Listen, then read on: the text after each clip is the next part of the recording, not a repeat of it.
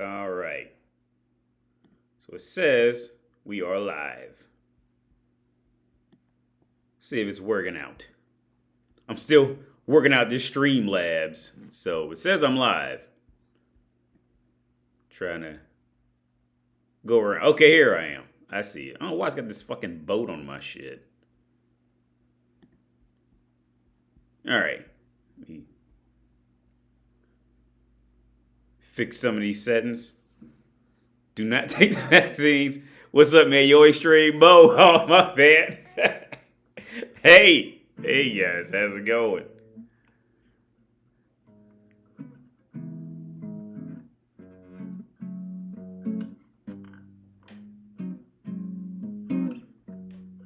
Hold up. It's Thursday. I'm trying to get back to Thursday, man. I kept doing Friday, and I just didn't like doing it on Fridays. Just didn't like doing it on Fridays, man.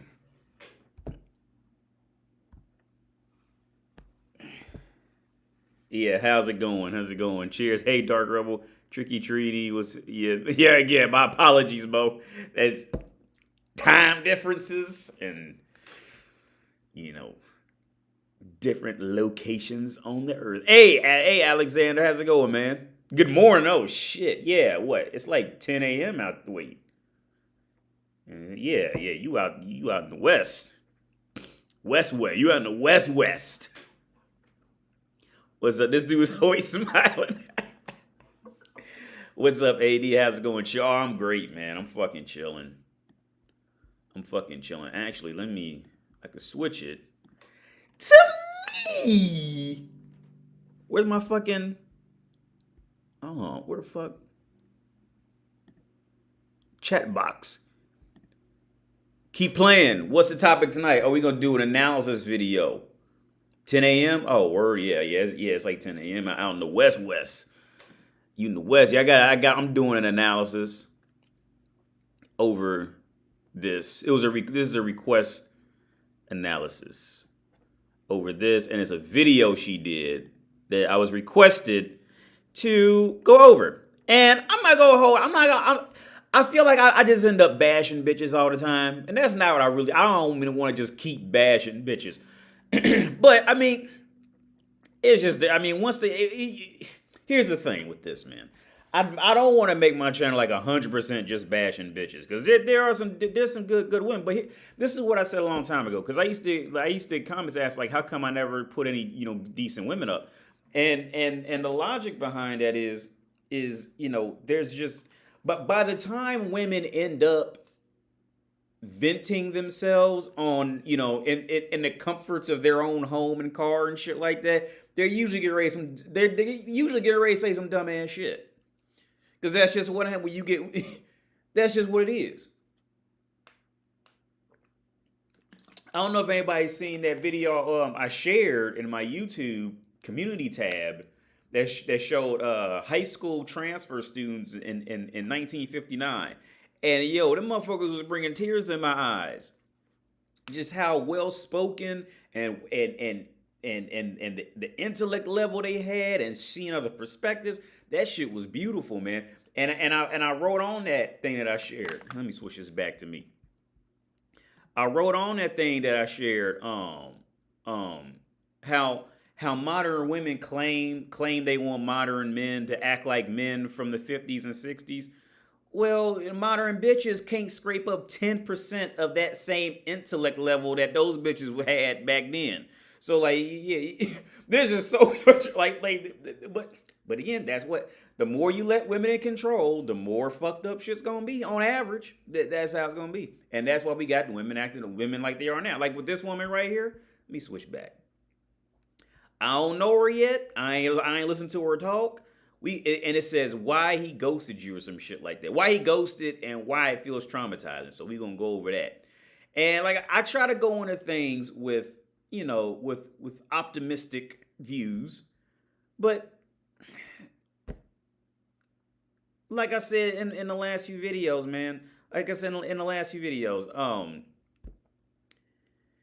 women think that this ability to speak out is helping their cause, which always do it when they get in these comfortable zones and you start hearing when you start hearing legitimate raw, brutal thoughts coming from their heads, like it's hurting them. Like, just shut the fuck up. The woman's power, nowadays is totally in shutting the fuck up and taking a picture of her jiggly butt. That's where she excels. Once she actually has to start talking, that's when it's gone. Is that spring water? Yeah, this is just some regular ass. What's it say? It's in Czech. Plaminita voda boni. I don't know what that shit says. I think somebody in here that's from Czech, so he probably knows what that says. I know voda means water, and nepeliva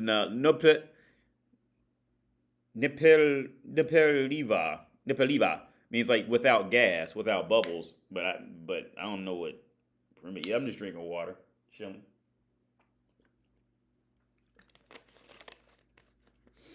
But yeah, I'm gonna give it about 5 more minutes before we So before I start with the analysis and then the call-in section.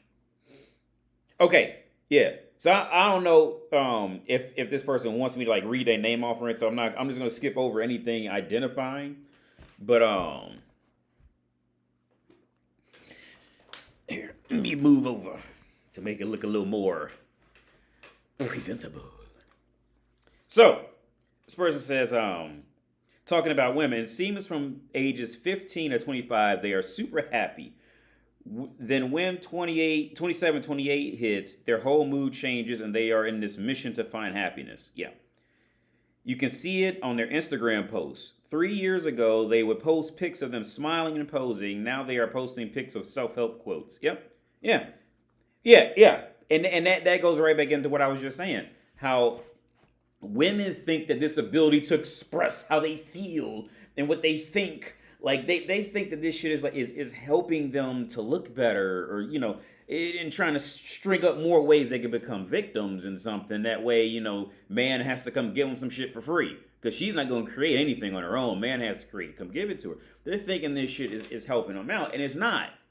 And the thing is, it's made it easier. It's made it easier to learn. See, like I said, when I was 15, 16, 17, we didn't have Facebook and Instagram. So to learn bitches, it took a lot. Like you just did. Like it took a lot longer. It takes a lot longer, right? Without the internet. So for those of you who are younger, imagine life with no internet, and you gotta start learning bitches. Like shit they would do will blow your fucking mind. Well, and nowadays Instagram, they just say, like, I remember the video I did with the little white girl. She went I've been picking up heavy shit all day and I'm tired. So anybody who could take care of me, you could just use all 3 of my holes. I don't care. Like bitches always, that's what they do. Well, of course, going back to this, when they started getting older and realizing, oh, it's not cute to work anymore. It was cute to work back when I was younger, it was cute to work when you were in your early 20s. That way you earned your own money. And you could buy your own snacks from the snack store. But when you got older, this shit ain't cool no more. So this person, later on he says, the dudes, they were struggling. The guys in these same age groups with the girls, they were struggling from 15 to 25. They seem a lot happier and more fulfilled. One more question, and this is what I really want to touch on before I do the live stream analysis. One more question. Why are Asian women so manipulative? I've been looking. Most Asian chicks are with white dudes. The dudes act like their woman is most loyal and caring women. I have to tell them, watch out. They are in love. They are in love that you are the white tall guy, which is like the part of that whole Chad or Tyrone, whatever the fuck they looking for, right? That's it. Even at the bars, these chicks, Asian girls, are straight extorting dudes for free drinks and money, more than any other race. It is an observation I noticed. Now, what I will say, what I want to say on this part, more than any other race, what I've experienced, because I can only think of 2 Asian chicks, 2 Asian girls who I fucked and chronically fucked. I can only think of 2 of them right now. One was the Filipino girl when I first went to college. And the other one was the one who I actually met in online dating while I was in Argentina, and I went back to Ohio and fucked her for a while. and I'd take my dog to her flat, spend the weekend at her flat, shit like that. And matter of fact, I don't know if anybody may remember, but that was the girl who I mentioned how she like I remember walking because the way her flat was set up was like the living room, the kitchen, and the bathroom. And I remember I was walking from the kitchen to get a beer, and some kind of way she just started bringing up, she said, I don't understand how you can talk to white people. Like, and I'm like, what? Because this bitch had a doctorate. She had a PhD. She had a PhD, like legit. And she said, I don't understand how you can talk to white people. And I'm like, are you fucking serious? Like you would, like you got more education than I do. And you ask me how but here's the thing. Where we at? More than okay. Here's where Asian women excel to where they're okay in that hierarchy of like races and dating. Here's where Asian women excel, because Asian and black women, okay, it's pretty okay. This is the defining factor of what keeps on a worldwide level what keeps Asian women more desirable than black women is that Asian women properly learned and understood the power and femininity and submissiveness. They understood it. Where black women got this thing where my honest opinion on this with black women is black women are the most beaten down in the reality of woman's purpose on earth, and she wants to be desirable. Because I mean, think about it. Every time you look at some model on Facebook or or some perfume ad or some clothing ad or what have you, it's gonna be a white bitch on the front of it.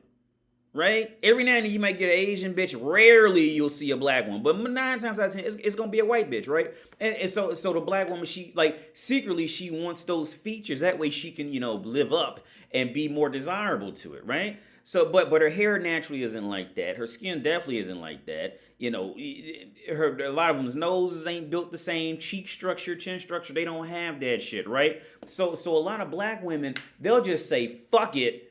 I'm just gonna just bulldoze my way through whatever I think men want from seeing these magazines and shit, and just do my own thing because I can't be that. So so from my opinion on the black women who the majority of black women who I've met, like, it's secretly like this anger that they can't be.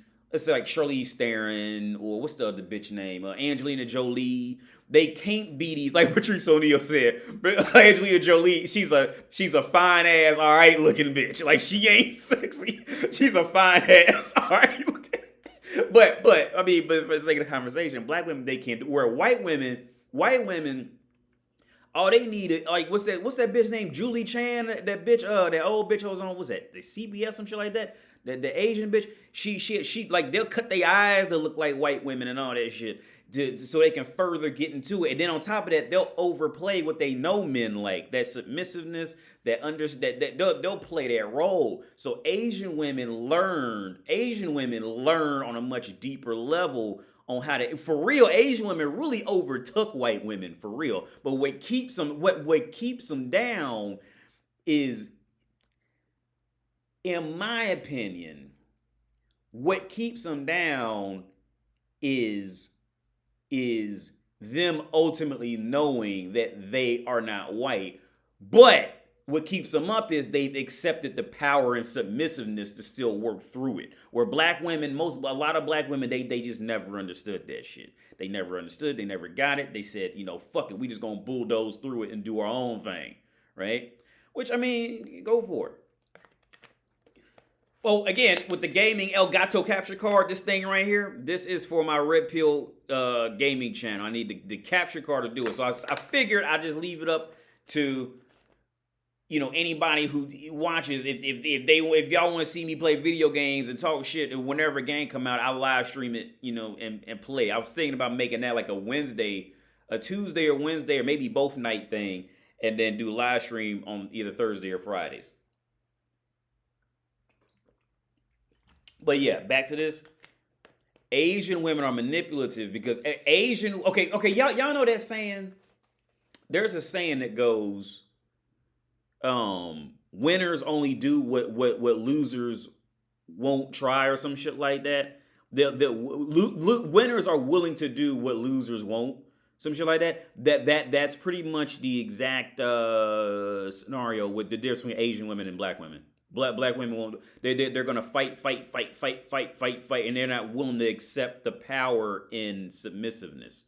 They're not willing to accept that shit. Now, don't get me wrong. Now there are some. Like I'm thinking of one girl who oh man, I was in love with that girl, man. I'll tell you her first name.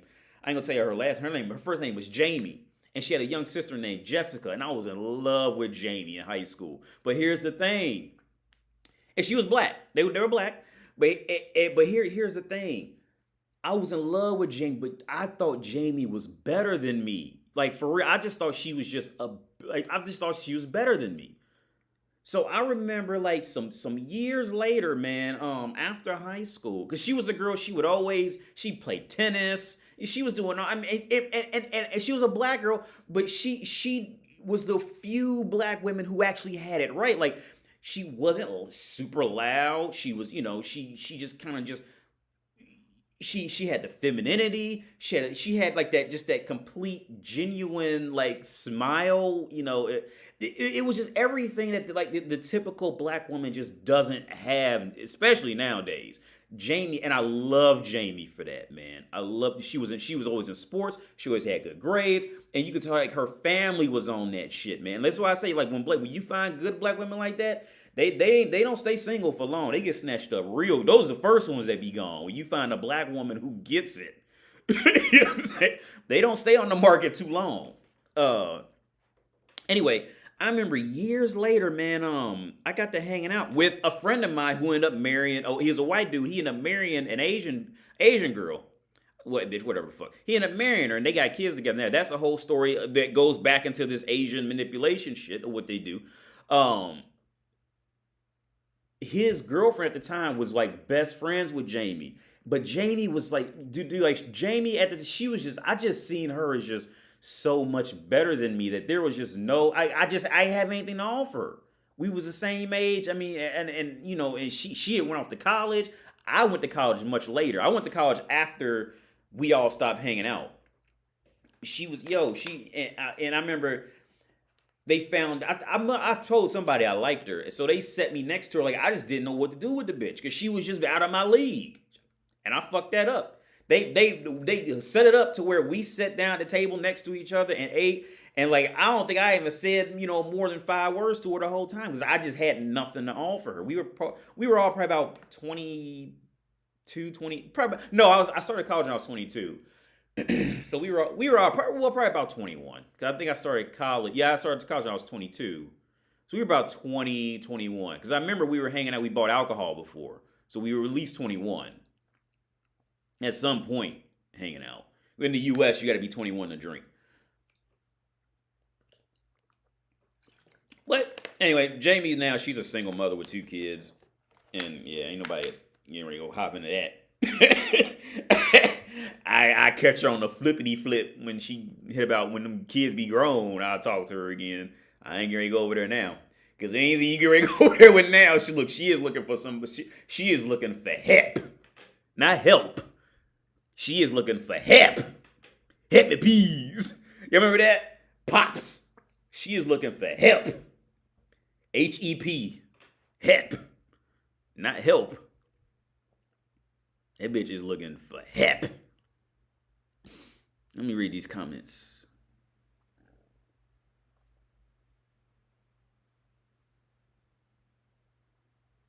Yeah, I agree, Dark Rebel. Yeah, dominated cultures will always have the beauty standards. Yeah, for sure, yeah. AD, what do you think of the whole Michael Jackson accusations? I was thinking, man, it's funny you asked that, man, Elijah. It's funny you asked that because I was thinking about that when I made that last Patreon video when I went on that rant about R. Kelly and them and the reality of sex trafficking. So okay, like, and I'm gonna hit Michael Jackson just like I hit R. Kelly and them, like how I hit R. Kelly and Bill Cosby and them. All right, I'm not saying that they didn't do some fucked up shit. I'm not because I don't know them motherfuckers. I ain't text them. I don't call them. We don't hang out. We don't drink beers, none of that. So I don't know them motherfuckers. See, like, and I think that's a hard part for the typical person walking down the street to really understand. Is like just because you see somebody on a screen and they make you feel a certain way, like you know, okay, with my type of content, you get a more genuine person, but especially when it's like a an entertainer. Like you don't know, like I don't know. Like I remember first time I seen Dave Chappelle, when I seen Dave Chappelle, and it hit me. I was like, yo, that motherfucker made me laugh, but I don't know this dude, so I didn't say nothing to him. I just kept because we shopped at the same Whole Foods. For those of y'all wonder who may be in Ohio, it's the Whole Foods up there in Centerville. Was it? It's what they've been doing some. It's across the street from Sam's Club. I remember first time because I could go through that story again. That was kind of a funny story because it's the same story like when Charlie Murphy first met Rick James, but like this just the first part. It's the same story, but like that's how I was when I seen Dave Chappelle. I didn't meet him because I ain't say shit to him. But the only reason I even noticed him because his wife was tripping. I'm sure he's a cool dude. But okay, back to the topic. Just because you see somebody on the screen, like a motherfucker like me, like you hear me, you know what I'm saying? A motherfucker like me who talks the way I do, you could form at least a little better judgment. But a motherfucker like Michael Jackson, that motherfucker just on stage dancing, screaming, you know what I'm saying, moonwalking, and he say bye, and that's it. You know what I'm saying? So there's no personality exchange with that motherfucker, right? So again, I'm not like he probably did do some fucked up shit. Who knows? All right. But here's the thing: from everything that I've ever seen or witnessed, if anybody should, okay, if there's questions to be asked, is why did these parents send their kids to go hang out with a 40-year-old man? All right, alone. I mean, for real, like, what parent in their right mind is going to send their child over a grown man's house to sleep over to spend the night?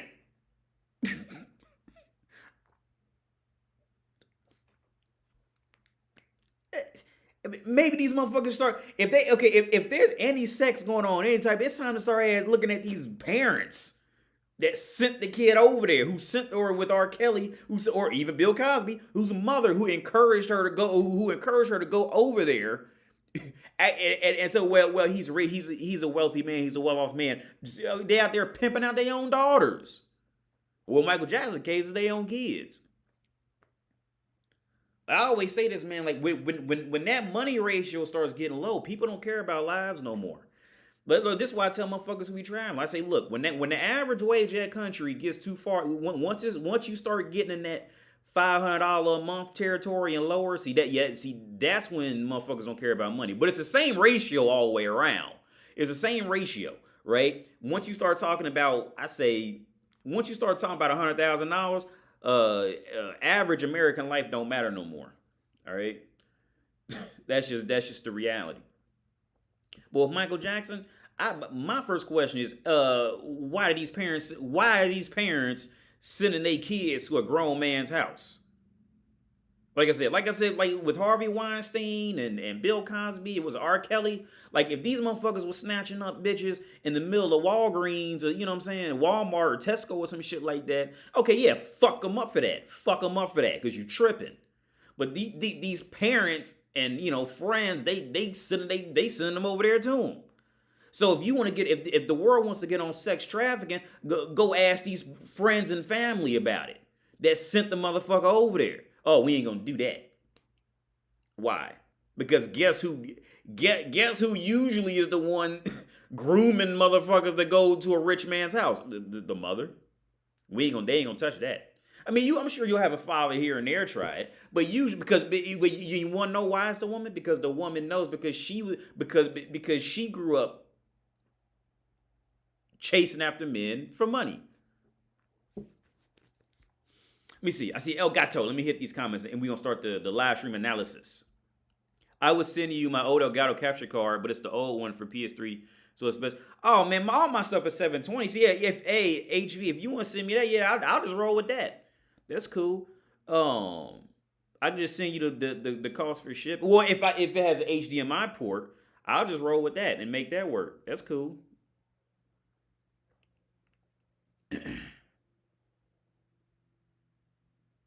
Wendell, serious question. Why do you never use the N word? Because I'm not from the hood. I've never used the N word. Resils? I probably pronounced that wrong. I apologize for that. I never used the N word because I'm not from the hood. I didn't grow up I didn't grow up ghetto. I did so my brother does. My dad will. I don't because I grew up in the suburbs. I grew up in Coleraine Township, man. I grew up Cincinnati. Well, we call it Cincinnati, but technically, I don't think it's really Cincinnati. But I grew up in Coleraine Township. I didn't come. I'm not from the hood. I would go to the hood, but I'm not from. And I just feel like that word should only be used. Like it's like. Okay, even when I hear motherfuckers like Drake, oh, you know, somebody who's always pissed me off. Where did DJ Khaled get away with saying that word? Like some motherfucker, like somebody really need to bop that motherfucker upside his head for saying the N word for real. Like I never, every time I hear that motherfucker say the N word, like I just, oh, like I just want like somebody, it's like somebody needs to check that motherfucker. Like where the, like no, it just.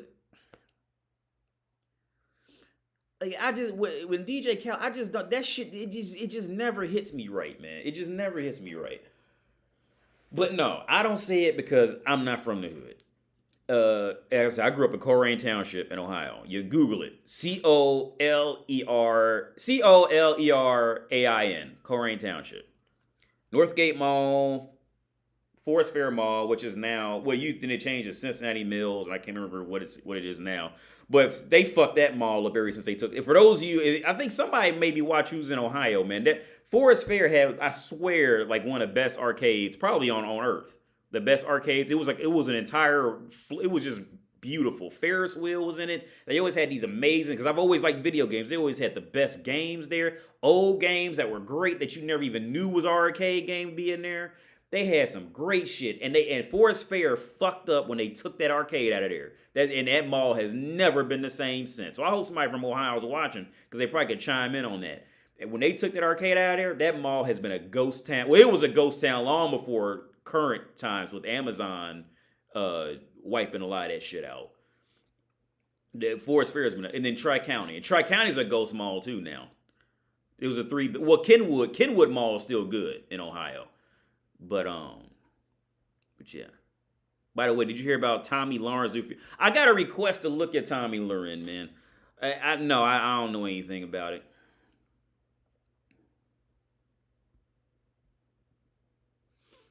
But yeah, with the Elgato, yeah, definitely. As long as it has an HDMI port, HV, I definitely take it for sure, and just roll with that and live stream with that.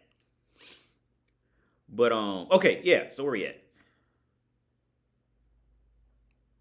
Time Lorena speed running through it. Yeah, Micah. Yeah, for sure. Yeah, Tom. She's in that age group now. She's got to. She's and see, this is why I try to share so much with you guys. Is when they're like women's like they're gonna shine twice as bright, but it's only gonna last half as long. She's starting to feel it. What's the other bitch name? Brittany Renner. It's starting to close in. It's slowly closing in on her too. It's closing in. Once they start hitting 28, 29, 30, that's when, like, you know what I'm saying? Like, keep them along if they acting right. But, I mean, by no means, okay, you know what the balance is with that. For real. She's going to need you more than you don't need her. At these ages. Now, when they like 22, 23, 24, they got all the time in the world. Oh, they ain't thinking about thinking. Yeah.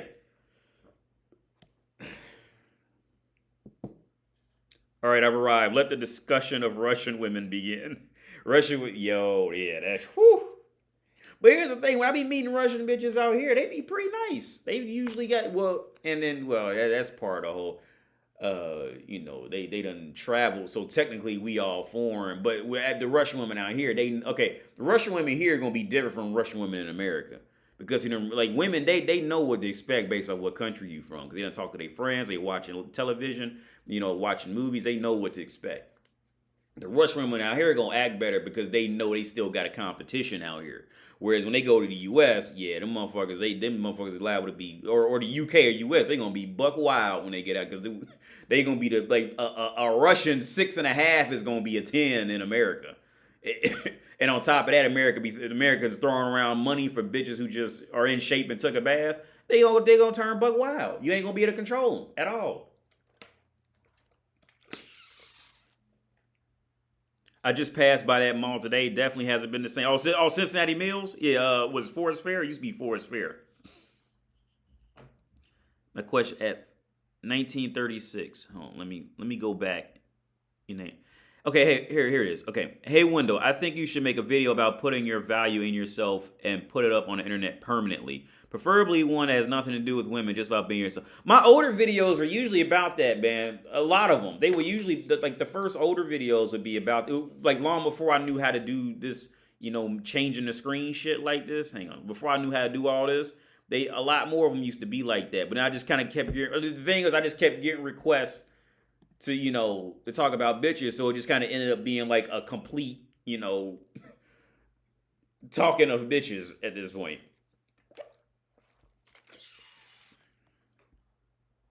So, Sage says, if you could talk to someone, who would it be? Pick two for deceased people. Okay, the first dude I would talk to, and I am just caught up by the story. What's it? The dude who wrote Twilight Zone. The dude who goes, and this is the Twilight Zone. Because there's an interview with him where he's talking about, you know, before he made Twilight Zone and like, you know, they were real poor. Like, I think he had a bunch of kids and he moved his family to New York City to take jobs as a writer and shit like that. And he was like, that dude was like, maybe he was a good actor, but in that interview, I was like, word, like that motherfucker, like that's a legit motherfucker. Like he said, no, I didn't do it for the money because I could have always made money. I did I rejected the job and did this. I was like, word, like that motherfucker, like he seemed like he'd be a cool dude, like a genuine guy to talk to. I think his name Rod Sterling, something like that. And he was from Ohio too. I think he was from Xenia. I think he was from Xenia. I've always thought about that. Another person.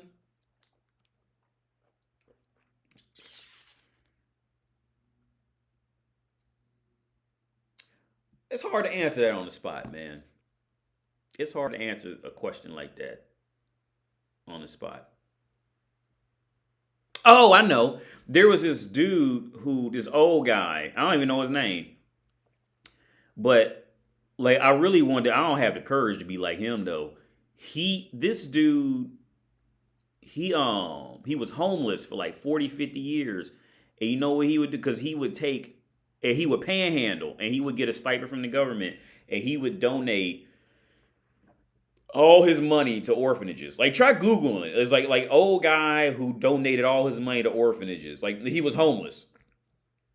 And I think he died probably like 4 or 5 years ago. But I kept track of him for a long time. He'd be another dude. He'd be another person I want to talk to. He died like 4 or 5 years ago.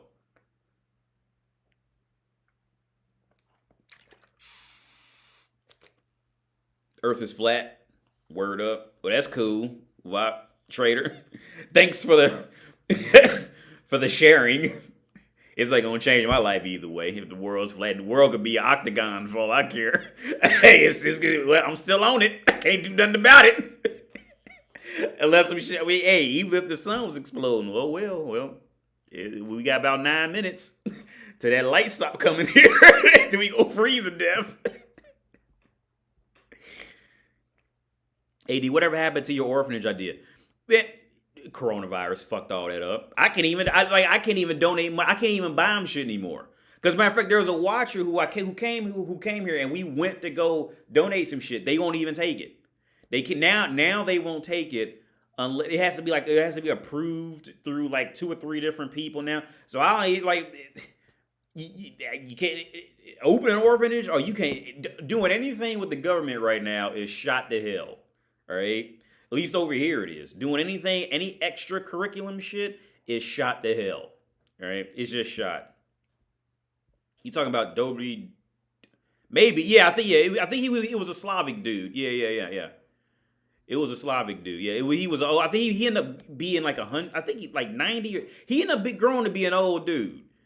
And because he said he did something real bad when he was younger, and he never forgave himself for it. So he just lived on the streets, and I think I think he said he got like $100 a month or something, like the equivalent of like $100 a month, which and he would just donate that, and he would panhandle, and everything he got from panhandling he would donate it to orphanages.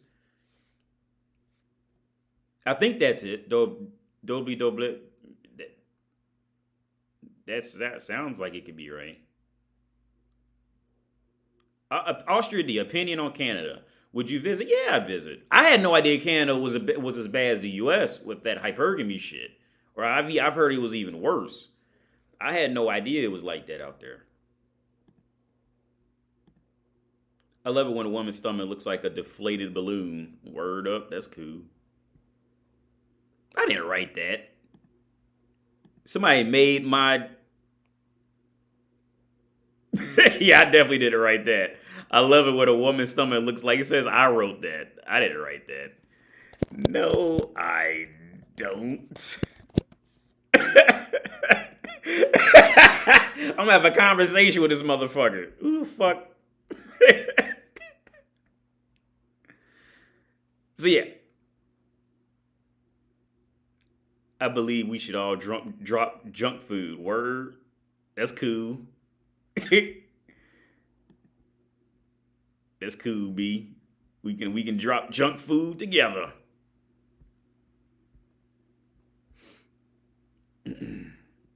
I definitely wrote it. No, I didn't.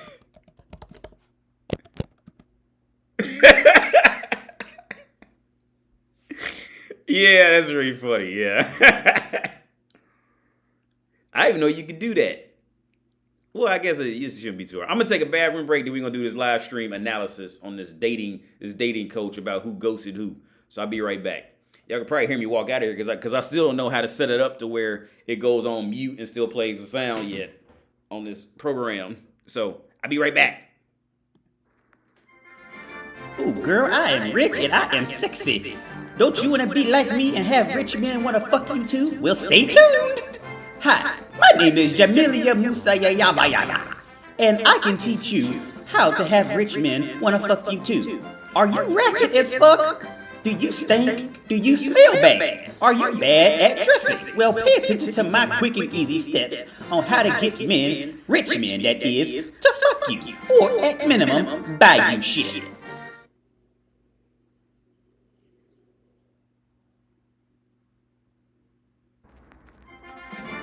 Ooh, girl, I am rich and I am sexy. Don't you want to be like me and have rich men want to fuck you too? Well, stay tuned. Hi, my name is Jamilia Musayayavayaya, and I can teach you how to have rich men want to fuck you too. Are you ratchet as fuck? Do you stink? Do you smell bad? Are you bad at dressing? Well, pay attention to my quick and easy steps on how to get men, rich men that is, to fuck you, or at minimum, buy you shit. All right.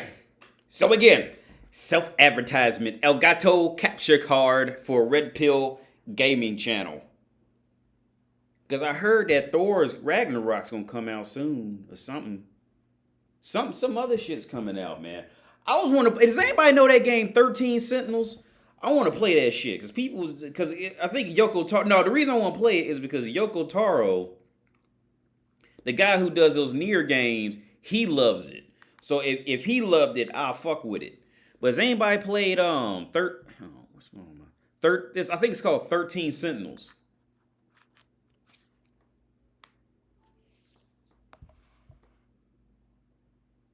At first, I thought this was a Twitch channel, how long you would last there before being banned or resort to going full censoring yourself. Word up. I'm the guy who does fake Rolo. I'm gonna let him go. Whoever the fuck Austria. Hey, I think this shit is funny. Go ahead. Austria P. Play Monster Hunter. Yo, Monster Hunter, man, I got it, but I don't get it. I got Monster Hunter, but I don't get it. I couldn't understand what the fuck I got. I had Monster Hunter on Wii U. I ain't know what the fuck to do in that. I got Monster Hunter on PS4, the World or whatever the fuck, because everybody's hyped about. I bought that shit. I played with a buddy of mine, Patrick. He up in Chescaliva. I played with him. We couldn't figure out how to do shit on it, so I ain't never touched it. I bought it, ain't never played it. I played about, because it was just so much to do, man. Like, I get overwhelmed with video games, with some of them. Like, when it gets to a point where it's just like, it's just too much shit to keep track of, that's when I'm like, I'd much rather just have a gangster story and just grind through to get the story than try to figure out what I gotta do. It was just way too much shit, man. It was just, and I'm sure once you get it, it's fun. Once you know what to do. But after that, like, I don't understand. I would love to play Monster. If somebody taught me what to do and where to go, I'd love to play Monster Hunter, because that shit looks fucking, when I watch other people play it, it's, oh, y'all know what I'm hooked on watching now? Super Mario Maker motherfuckers doing some gangster shit. I will watch that shit for hours. Like, how the fuck did this motherfucker did 4 shell jumps and a power block? And for those y'all know Mario Maker, you know what I'm talking about. How the fuck did this motherfucker do that? I will watch that shit for hours. Mario Maker is some real shit. Those Kaizo level shits, yo, that shit is off the chain. Cause Mario, that was my first video game, so I got a tie to that shit forever. The motherfuckers are them motherfuckers. What's that dude I watched? Ryukar and Pangea, Pia Pangea, something looks like a little Asian dude or some shit like that. Pia Pangea and Ryukar or something like that. Them motherfuckers be off. They do some off the chain shit. They deserve everything they get from what they do on live. Those motherfuckers off the chain. Because of You music video. I ain't never heard that song. Because of You. It's a acquired taste. You have to learn the mechanics and stick with one weapon. It's overwhelming as hell. Yeah, it was just too much. Echo and Eternity. It was a lot. It was a lot. So here we go. We're going to start with this video. Because I don't know anything about her. But first we're going to start with this. The bio. So this is her. Treasure Within. Apply to work with me. Okay. Well, I don't know why somebody won't. Okay, well, that's cool. Yeah, y'all can see this. So this is her. So it says, it all started when, can y'all see that? It all started when, after 25 years of marriage and raising 3 children as a stay-at-home mom for most of that time, I filed for divorce so I could be more and feel more. Along the way, I quit my consulting job, published a memoir, became an escort, and then a life coach. I remained single and lived alone for 8 years now, forcing me to look inward into the relationship with myself. What's that? Oh, I did that. There is nobody to blame for anything now. I realize I am the creator of my life and outlook. I was born in I never knew how to pronounce that. I was born in Germany and moved to Omaha, Nebraska as a child. I've practiced transcendental meditation since the 70s, speak German and Farsi, and love trial runs, meeting people, and personal development. I have a bachelor's in computer science from the University of Nebraska, Omaha, and an MBA from Arizona State University West. I worked as a software QC manager, real estate agent with a blog about the housing bubble, and a K-12 facilities consultant. For more about my current life, I invite you to watch my YouTube channel. Well, as far as the escort part, I go on with the escort part. Because I skimmed through it before I did this video. I haven't watched her talk yet, but I skimmed through that. With the escort part, I'm thinking of this one girl I knew right now. She had 3 kids, and like I said, if bitches feel comfortable with you, they'll tell you all types of shit. She's a complete tramp, right? The girl I'm thinking about, she's a complete whore, right? But she's cool. I don't have a problem with her. Hang out, we go out to eat, kick it, fuck, anything like that. Not marrying her, but you know, it is what it is, right? And I remember she told me, she said the next guy, because she's always been a whore. She's always been a whore, but she said, look, she wanted to have kids, and she said, she told me that When it came time, at that time in her life, she literally sat down to herself and said, the next guy who approaches me, I'm gonna have his kids, and I'm gonna do the whole house. I'm gonna do the wife thing. You know, I'm gonna do it. Like there's a lot of women out there who are like that, and then they'll do it. Some women they can, you know, they can force that square peg into a round hole, and you know, if that even makes sense, because I don't even fully know. They're trying to force a square object into a round hole. And some women can do it. Some people can do it for, you know, 10, 20, 30 years. Some people can do it. It was never them the whole time. Usually, but at the end of it, who's really getting hurt is the other person who can't sniff out the signs. That's who gets hurt, is when they're like legit on some escort whore, like legit whore shit. Like this woman is not gonna be hurt. But it's gonna be, you know, the dude she was with, like, oh my god, you mean it was all lying? It hurt, but I believed, and all that shit. Yeah. Anyway, let me hit the comments up one more time, then we're gonna go to the video. I'm just waiting for Metroid. Yo, Echo Eternity, I thought about playing Metroid. Look, when it comes to Metroid, I love Metroid, but I hate backtracking. I fucking hate that. That's why I didn't like Prince of Persia Warrior Within. Because that soundtrack, that I stand alone, that shit had me hyped. Because I love Sands of Time when that came out. The ending of that game had me fucked up. So I'm like, yo, I can't wait. We can be, I stand alone, sliding through the fucking rug with your sword and shit. Yo, I was like, I can't wait till that shit comes out. I get that shit. Yo, I gotta backtrack through this shit like 5 times. And I did like the idea you could like throw the sword at the motherfucker. That was cool. But I hate that backtracking shit, man. I hate that shit. I fucking hate that shit. That's why I love Metroid. I will watch a motherfucker play any Metroid for an hour. And that's a lot for me, because I don't watch a lot of shit for that long. It's got to be something that really got my attention. And I could watch somebody play, like speed run through Metroid, when the Metroid's on Super Nintendo. That shit is gangster as fuck. But I can't do that shit myself. I'm just not playing it. But I did want to play. I want that to be one of my first games I did live stream, the Metroid Prime. I'll do it for you. Okay, let's put it like this. If enough people request it, I'll do it. If enough people request it, I'll go ahead and get the Metroid, and because I want to fight them little robots that be hunting you in the game, and you got to do something before the robot comes back and kills you and all that shit. I want to fight that shit. I just hate backtracking. But again, if enough people request it, then I'll go ahead and do it, because I love that shit, man. I think it's gangster. Austria P said big booties. I just sent the donation for doing this vid. Yeah. Oh, okay. Thanks, Rare Breed. Yeah. Thanks a lot. I appreciate it, man. Well, I see it. It ain't no big deal. Yeah, those early Zeldas. Same thing with Zeldas. I hate backtracking. Hate that shit with a passion.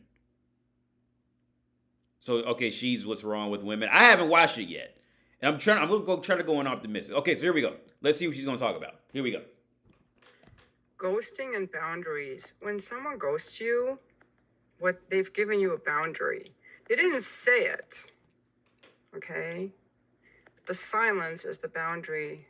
The silence is, I do not want to talk to you. That's what ghosting is. You're talking to a guy and he pulls away. He doesn't want to talk to you. He is not interested. So when next time you ghosted, imagine the person who's ghosting you doing this. I do not want to talk to you. Whether they're feeling afraid, repulsed, bored, disinterested, annoyed, angry, whatever they're feeling about you, they might even be thinking about you. It's a boundary. They've given you a boundary. I don't want to engage with you. I don't want to talk to you. So we have to respect people's boundaries. All right. It's so important. Someone doesn't get back to you, They didn't want to. Now, I will say that there are occasions that, like, a friend will text me and I'll be like, oh my God, I forgot to text her back. But if you're in a sexual relationship with someone, they're not forgetting to text you back. They're not interested. If you're dating someone, fucking someone, and they're not getting back to you, they're telling you, I don't want to talk to you. That's what ghosting means. I don't want to talk to you. Okay? You don't have to be curious why he didn't text you back. He doesn't want to. So respect his boundary and figure out whatever you have to figure out. So that's it. That's my tip on ghosting. It might be painful, especially if you fucked someone that was a 10 for you. You fucked someone that's a 10 for you and they ghost you, you are now in your freaking primal attachment system got activated. Never fuck a 10. Don't even try to go out with someone. If someone is an instant 10 to you, that is freaking red flag. Primal attachment, survival instinct attachment. You are setting yourself up for a lot of freaking pain. Someone is an instant 10 and you fuck them and it goes well, you're like in drug territory. Looking back on this, every time I cried over a guy now, he was a freaking 10 to me. He was either really good looking or I liked something about his story. You know, I went through like a really freaking hard weekend last week. I was super freaking distraught. I hooked up with this guy who was like so hot. And it activated like a deep part of my attachment system. And it wouldn't have been a problem. It would not have been a problem except that he pulled away. He pulled away. It's a form of ghosting. They have different terms, you know. They don't reply for a long time or they eventually reply. It's all a pulling away. I don't want to talk to you. I'm pulling back. I'm not interested. I'm afraid. I don't want this kind of emotional depth, whatever it is for them. I got super freaking activated. Now, I'm able to contain myself and soothe myself enough that I don't start texting the guy or doing something punishing or retaliatory. And I was in really deep, deep discomfort. And none of my coaching techniques I used on myself freaking help with that. If you're in deep pain over someone, and I mean, I just had sex with this guy twice. It really was like, did a number on me, and I knew it wasn't about him. I barely knew this guy. The sex wasn't really that great, but it was,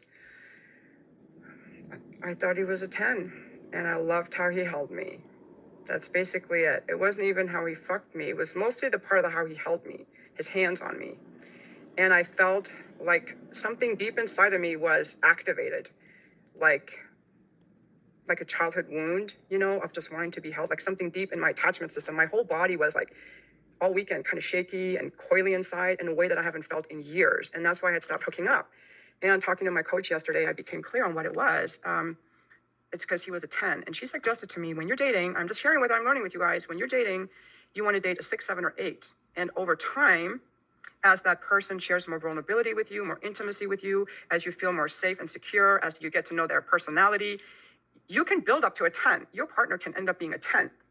And so that's more like a healthy way to do it. If you start out just with someone who's a 10 right off the freaking bat, that's like a drug. If you meet someone and it's like electricity from the time you see them and you just have sex all the time and it's like super intense, oh my God, I guess it's fine as long as they're with you and are there with you. But the moment they pull away, it's going to be like freaking hard.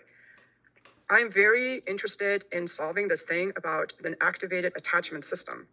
It's really traumatizing, you guys. It's very traumatizing. And then like, how do we soothe our body? We have to soothe ourselves. You can't talk yourself out of it because you've activated like this thing in your body. So you have to soothe your body. Put your hand on your heart wherever you feel it. You know, take a warm bath. Go make a pillow for it. Do like wrap yourself in a blanket. Just almost imagine like you're a little baby that's like, don't leave me.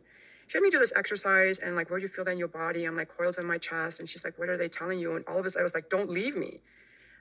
It's like a deep thing. Like, I didn't even want a relationship with this guy. All I wanted was him to like hold me like that again. I'm like, this is like weird. Like, what is going on in my body? I got super activated. Yeah, don't leave me. It was like a very primal, survival, instinctual type of a thing. So yeah, if any of you have experienced this kind of attachment trauma, like activate attachment, you know, share it in the comments. Or if you have like some resources or information about like don't fuck a 10 or whatever, please share it, because like if we can help each other, that's what we need to do, is help each other. Okay, yeah. Yeah, she's going. Okay, so this is what I always go on about, how women will always win. Women have a much easier time winning in the first 5 minutes, but keeping something properly maintained for the next 5 years or 5 months, that's where women suffer a lot more, man, a lot more. You see, woman especially in her younger years, she never learns how to deal with genuine, brutal, true, left out in the cold, fucked up and hungry failure, because she can always fuck her way out of it to get 10 minutes worth of attention again. She never learns this shit. But the same thing that is her strength is the same thing that ultimately handicaps her. And like I said in a couple of videos ago, this woman's strength is the same thing that ultimately handicaps them, and what keeps men always being smarter, better, and faster than them on a whole in the long run. This is why women can't keep up. Ghosting hurts women a lot more because they never because they can always get a taste, but getting a full meal for their life, that's the hard part. So in the reality of it is bitches are always getting samples out the grocery store, right? Getting a sample out of the grocery store is nothing. You go to what's in the States, we call it Sam's Club. You go to Sam's Club, you know that you can get you a nice little meal out of samples. Bitches, they live their whole lives getting samples. Now it's a lot of samples, all right? Even bitches who sound like they smell like expired sausage. Them bitches will have 600 matches in Tinder by next Friday, right? They can get all them samples, but see, like I said, where women always suffer is keeping anything of any value maintained in proper working order longer than relatively 5 minutes. And that's all this is. It hurts. It hurts. I know it does. And it's shocking. You can't understand it. One, because you want to know why she can't understand it. Bitches can't understand this. Because, like I said before, they can always fuck again and get 5 minutes of attention. And that little sample reminds them, oh, I can still get attention. Or in a scenario of getting food, oh, I can still get food. I go get samples. And a lot of women never get out of that shit.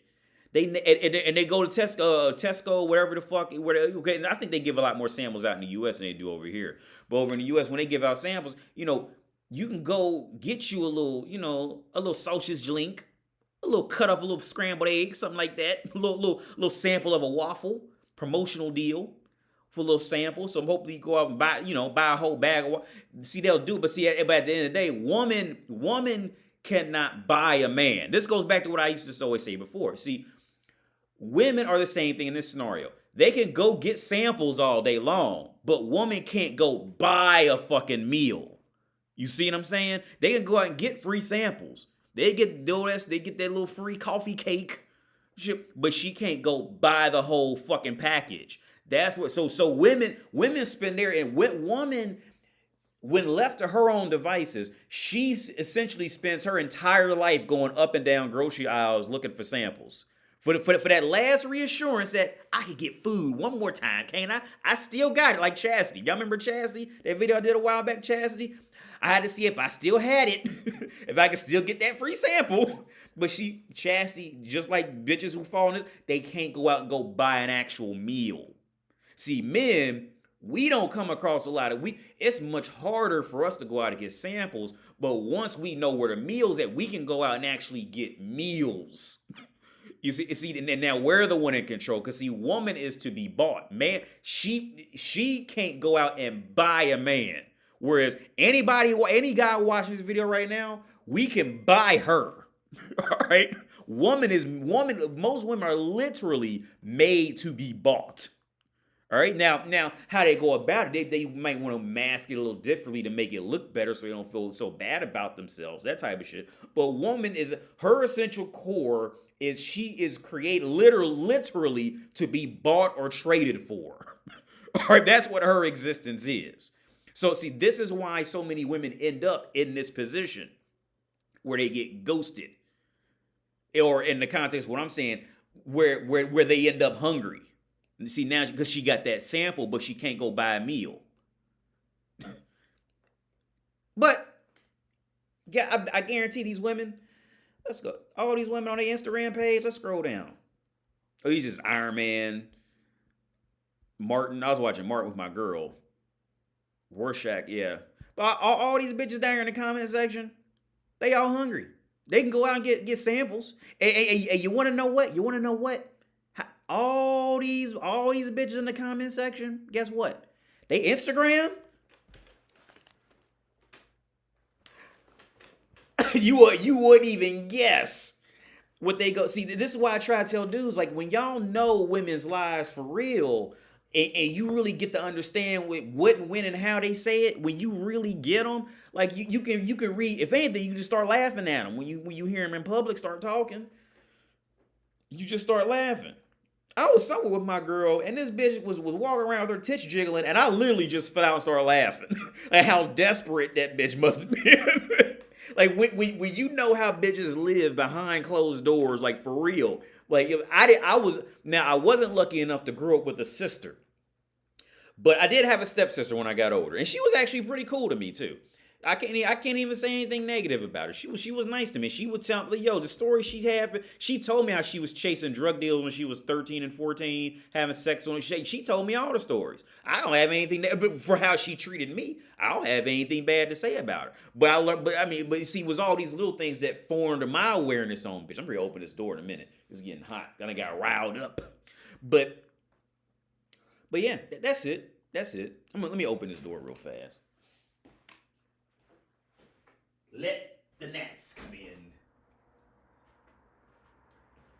Getting ready to have a lot of flies. It's only 8? Damn, it's dark. Yeah, it's getting ready to be wintertime. It's only 8 and it's dark as fuck outside. So we're getting ready to have a lot of flies in here. Let's go back to the comments. What we got out here? Y'all like Cartman? I love Cartman, man. I love Cartman. I always say that. Now I got my girls in it. And you know what's funny is, because she's Czech and English is her third language, right? And she knew what I meant when I said, "What is this over here?" And she got it. And so now she be saying it. She be like, "What is this over here?" She be walking around saying it. But that's crazy though. Like, how the fuck did she know what "here" meant? Like, what is this over here? I love Cartman. I could watch Cartman all day, man. I love Cartman. You are a smart dude. Thanks a lot. 80 went through her profile. Yeah, I went through the profile. I grew up with 2 sisters and all of them became single moms. Well, yeah, that's just my stepsister. She's a single mom now. Yo, that was a crazy story too. Well, y'all can find it. I ain't gonna say no names, but y'all go find it. She married she didn't marry. She had a kid with this dude. He was selling drugs. She got with him when they was in college. He was a football player. He was a cool dude. Like, hey, to be real, y'all, because I would tell you if they did some fucked up shit. Both like everybody in that side of my step sibling side, they was all real nice to me. They bought me Christmas presents and we hung out and laughed and ate good food and watched basketball together. Like I remember she bought me an Allen Iverson jersey for Christmas one year, the blue one too. So for those of y'all who are in the NBA, you always wanted the blue Iverson jersey. That was the one that's the one that we always wanted where I was at, and she bought me a blue one. But she married she had a daughter with a dude who sold drugs. He was a decent drug dealer. I mean, he was one of them drug dealers who bought like nice cars. Like, he was one of them type of drug dealers. Like, whatever you wanted, you go to him and he gets you like some nice shit. He was one of them type of dudes, right? But he got in real bad trouble. So y'all can probably Google it and find it. And this is a true story. So him and his brother, because his brother was selling drugs too, and they was selling drugs. They were selling like a bulk. I believe it was like weed. I think it was like weed. They were selling a lot of it. And it was on it to this dude who ended up being an undercover cop. And the brother, they was together, and the brother tried to shoot the undercover cop and then run away because they was getting ready to get arrested. They was in the car and he tried to get out, and like for some reason he tried to shoot him. Well, when he tried to shoot him, this is a wild story. He tried to shoot him. Of course, he missed. And the bullet ricocheted off of something and hit a woman in the back. I'm not making this shit up. Y'all can probably Google it and find the story. He shot a woman and it bounced. After I tell that story, you can Google it. It ricocheted off something and hit this woman in the back and paralyzed her. Right? I think it was at a gas station or some shit. But here's the thing. Here's why they got fucked up. That woman she was a somebody. I think she discovered some type of monkey or some shit like that. Some type of orangutan or something in a jungle. Like she ended up being a somebody. And that got paralyzed off that shit. Like she can't walk. They fucked the brother. I don't think he's ever getting out of prison. I think the baby daddy, he was a cool, like they all was cool. I think he got out. I think he did get out. But I don't know. We ain't talked to them in years. So I don't know why. But they all was cool. Like none of them did anything fucked up to me. They all was cool as fuck. I just didn't like the state they lived in. I thought that I used to make fun of that because the state they lived in had because my dad still brings up that story how I made fun of that mall. We went in the mall. It was like a big ass hallway. I'm like, yo, is this the whole mall? I can see the end of this shit. Like, this is the whole mall. I used to make fun of that shit, but no, they was all cool. They was all cool. Like I don't have anything.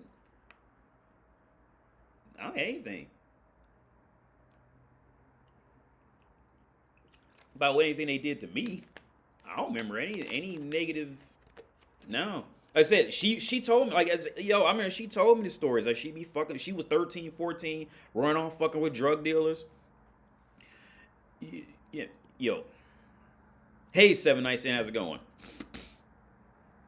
Oh, Japan, the Ria said, of course he missed. Yeah, because most motherfuckers are terrible at aiming in a controlled environment.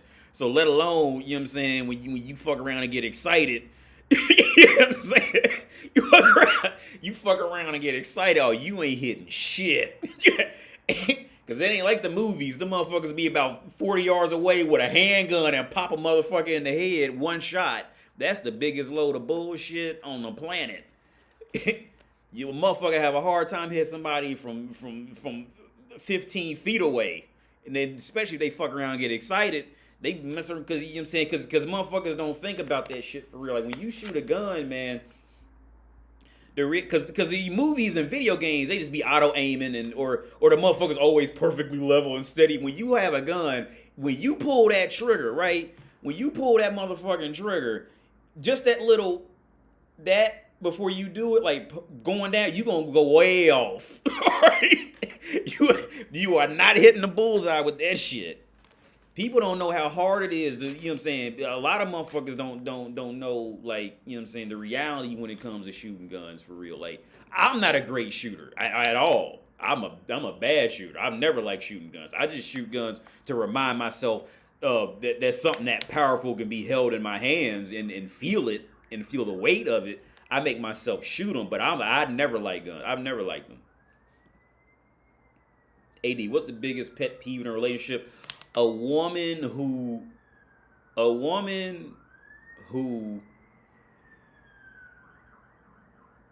restricts herself. A woman who restricts either herself or everything around her. A woman who's not open-minded. I can deal with pretty much. I could work around and work with or work through pretty much anything else. But when a woman is just, you know, a no type woman, like she ain't trying nothing new, like that. I remember there was this one bitch. I used to see her when I got in a car accident, or when I went back to the States. I was gonna bring my car over here, and I got in a car accident. I had to go to physical therapy. It's cute girl, real cute girl, man. It worked just like it. Cute, beautiful girl. I started making fun of her because we got to talking and started talking. Because every guy who would come in there would like awkwardly try to go talk to her. So I would just ignore her and go talk to everybody else. So then, like, of course, like, what happens? Then she starts wanting to come talk to me. She only wants to work with me because guess what? I'm not being the awkward guy going out of my way to talk to her. I'm minding my own business. So that's going to attract her more to me instead of the people who are awkwardly going out of their way to go see her. So we got to talking, and I remember she went on about if like I would talk about like foods I would eat, and she only ate like typical basic bitch Ohio shit, spaghetti, um, pizza. What's the other one? Maybe some fried chicken every now and then, and that's about it. She ain't going after no sushi or nothing, out of that typical Ohio norm of shit, and I just hate that. I hate that.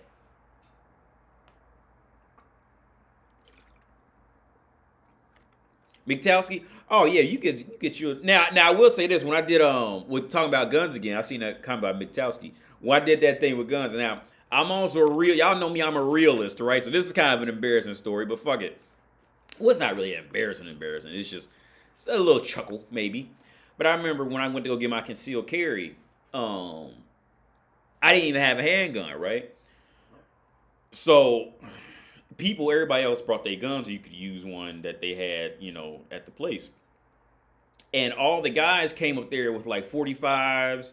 You know what I'm saying? These big like these big handguns, because I guess because they got to show like how tough they are. Yo, I went to this woman. She had this little 22, right? And on top of that, the 22 was so difficult. It was like a little cheap 22. It was so hard to reload. Like motherfuckers just would like the instructor stopped fucking with it. But I learned how to reload it, so I was the only one who knew how to because I remember it would get jammed. I had like a certain like flow with it to where like I was the only one who knew how to fix it. So like they would always give me this little 22, and a 22 was like, dude, there's Nerf water guns that have higher recoil than a fucking 22. There's a lot of 22s out there. So I aced that shit because you got So for those of you who don't know, when you go get your concealed carry, you got to do target practice. With the right hand, left hand, both hands. Little cheap soft shit. Because it's just concealed carry. And yeah, I did mine with a 22. But here's the funny part though. All like I say at least half the class, the dudes who did it. There was only like maybe like 3 or 4 girls, and it was like maybe 20 or 30 guys. But here's the funny part: when that manliness shit will kick back and fuck you up. I say it was at least 10 people failed because they failed the target practice because the gun was just too strong and they was fucking it up. When you shooting with a 22, like I'm saying, when you shoot with a 22, there's water guns that have more power than the 22 has. So if you can't pass with a 22, you gotta maybe go get you a water gun, a knife. 80 almost made a check here. Americans, y'all blocked now? I thought it was open to Americans. I didn't know we was still blocked. That's crazy. I thought they lifted the ban. Tanzania man living in Scandinavia here. Word up, thanks a lot, man. Scandinavia. Oh, living in Scandinavia. Yeah, because I just found out. I just found out that Scandinavia was I don't know anything about this shit. Scandinavia is like this countries in that shit. That still confuses me. Let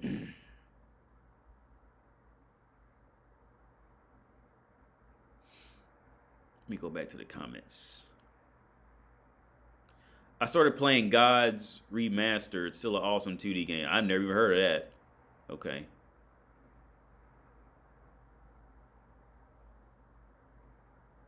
Her voice is like nails on a chalkboard. I see what she got.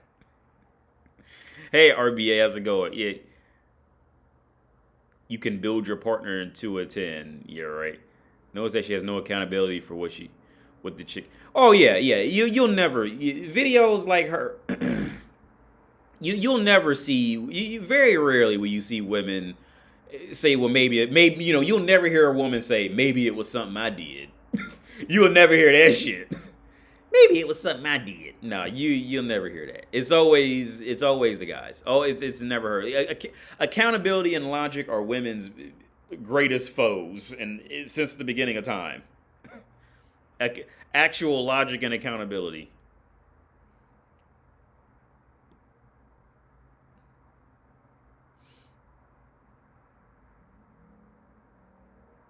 But yeah, I'm ready to take one more bathroom break, then I'm gonna start the calls. All right, so be right back. Ooh, girl, I am rich and I am sexy. Don't you wanna be like me and have rich men wanna fuck you too? Well, stay tuned. Hi, my name is Jamilia Musayayavayaya, and I can teach you how to have rich men wanna fuck you too. Are you ratchet as fuck? Do you stink? Do you smell bad? Are you bad at dressing? Well, pay attention to my quick and easy steps on how to get men, rich men that is, to fuck you, or at minimum, buy you shit.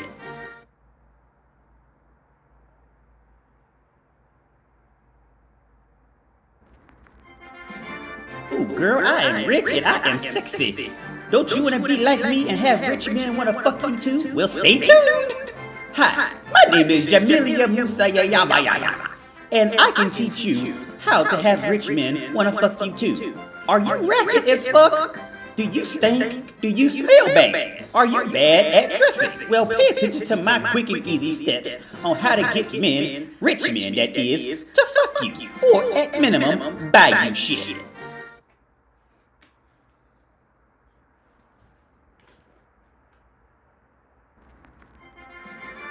Ooh, girl, All right. We back.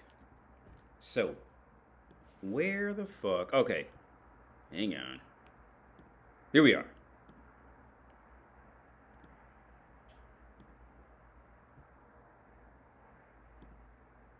Oh. What is this? See, Patreon messaging is fucking weird.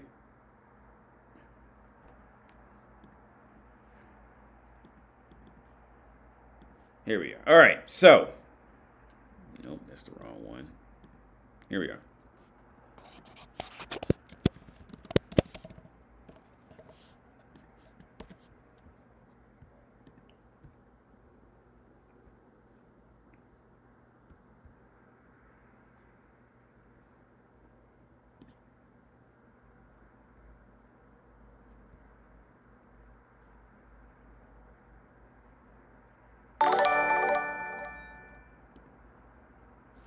Hey, thanks. I can't read that on my. Thanks for keeping it real. Appreciate it. So we getting closer. Oh, wait, here it is. I don't know if you want well, your name was already up there anyway. Hup, thanks a lot, man. I really appreciate it. I couldn't see it. I couldn't read. Oh, wait, I can read it. Thanks for keeping it real. Love hearing you talk about anything. Thanks a lot, man.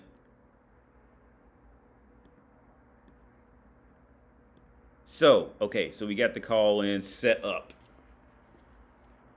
So let's go back to the. Oh shit. Not this. What am I doing? The fuck out of y'all.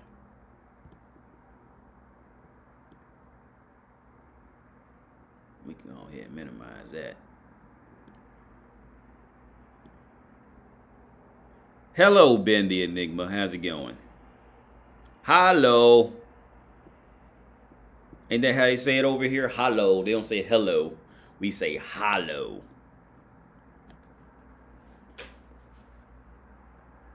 Bathroom break commercial is awesome. Thanks about.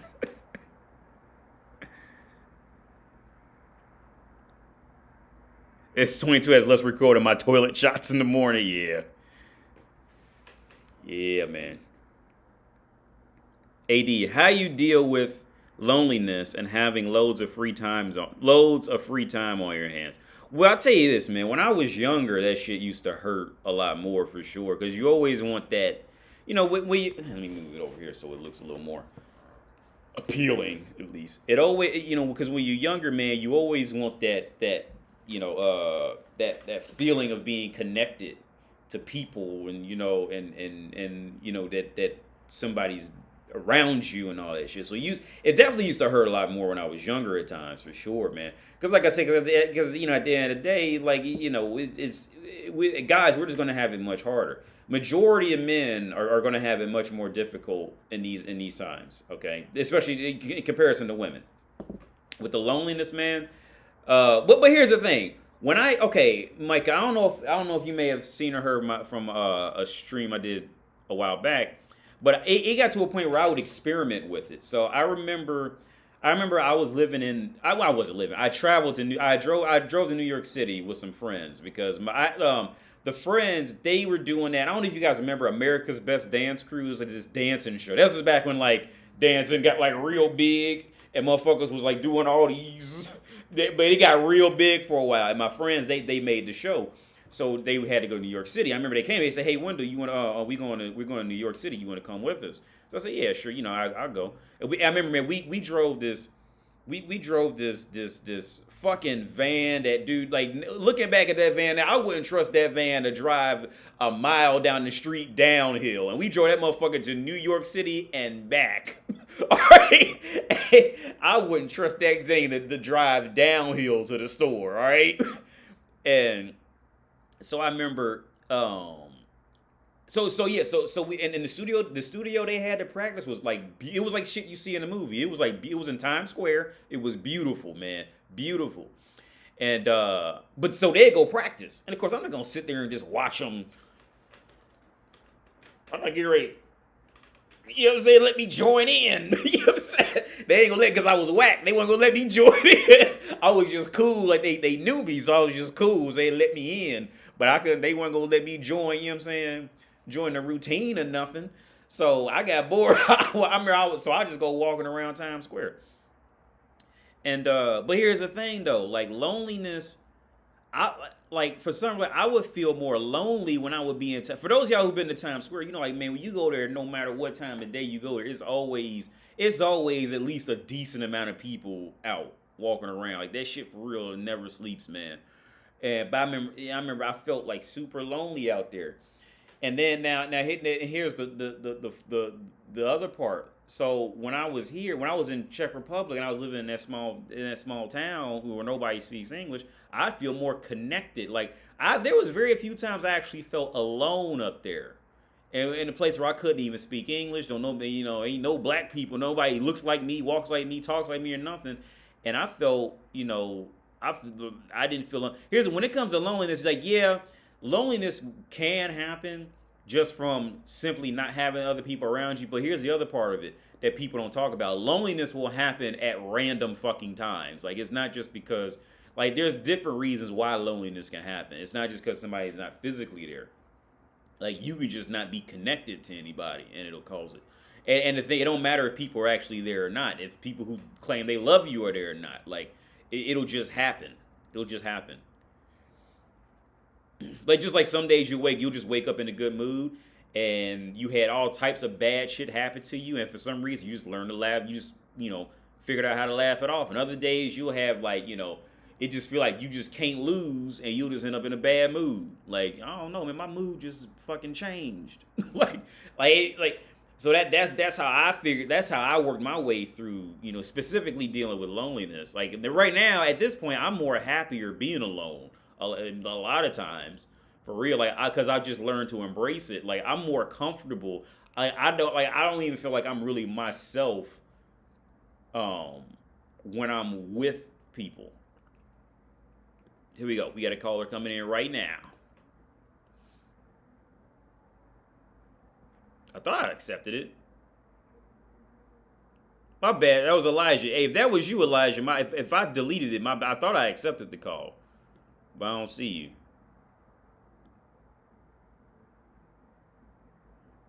Hang on. This is what I'm going to do. Because I think I might have accidentally hung up on him.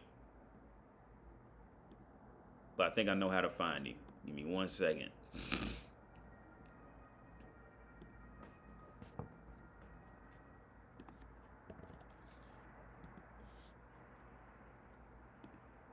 I think I might have hung up on him.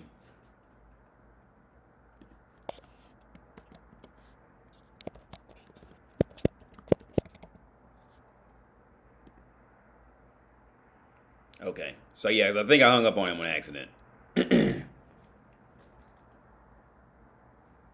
AD, you be saying it out loud in the hood. We call it. You can't be saying it out loud in the hood. We call that snitching. I was snitching. What happened?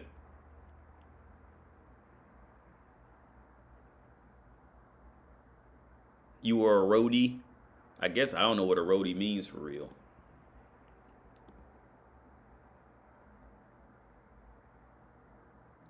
Name 3 celebrities you would smash. From experience, y'all know who I got into lately, man. I don't know if y'all watch that show, The IT Crowd. I've always had a thing for pale white bitches who were like chubby, thick, like that mixture of chicken of thick and chubby. Like Tina Fey. Tina Fey's one. Tina Fey, okay, again, I'm out in Prague. The Bronfos, the bitches out here, I've already had the 10s out of 10s. All right, I've already had it. I'm tired. I've had it so much. I'm. For those of you who traveled out here and we seen it, like you guys can maybe elaborate more on that and understand more where I'm coming from. The whole 10 out of 10 just for physical looks has pretty much run its course for me. So especially now, Tina Fey, one. That bitch from IT Crowd, the one in IT Crowd, like the I can't remember her name because I was just googling her earlier this morning when she was on IT Crowd. She was like that pale white woman that has kind of like that next door neighborish kind of look, but she's not fat, but she's definitely not like super skinny either. But she's like kind of like perfectly like was that Christina Hendricks, like almost like she's got like bigger tits. But that bit, like I've always had like a thing for those types of women. So that any woman really built like that for real. Now Charlize Theron, I like Charlize Theron just by how she talks. The few times I did listen to her talk, I think there might be a genuinely decent personality in there to talk to. She's older too, but because I don't know any like the younger actresses and shit like that. I don't know any of them like that.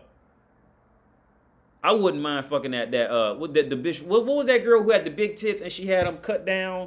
She was on Home Development. Or what was that show with Sofia Vergara and Al Bundy? I think her name was Ariel Winter. I think was her name. Ariel something. I wouldn't mind, like just from a physical standpoint, she fits that for me. That thick. How is Tina Fey a 10 out of 10? No, what I'm saying is that just on physically, like, in the world. Yeah, pause. Yeah, fat ass white girls. Yeah. Your customer service got it. Yeah. Tina Fey now is not going to win a beauty contest. All right. I admit that shit. But I got a thing for that shit. That for me, like my thing is that. Will has genital warts. What should they do? I don't know. Maybe call a doctor. Preferably a medical doctor. Maybe not a doctor of English or basket weaving. An actual medical doctor. Being alone is preferable unless you have someone who complements your life. Don't be with somebody simply to be with somebody. Focus on. Yeah, exactly, Shane. Yeah, you 1000% right on that.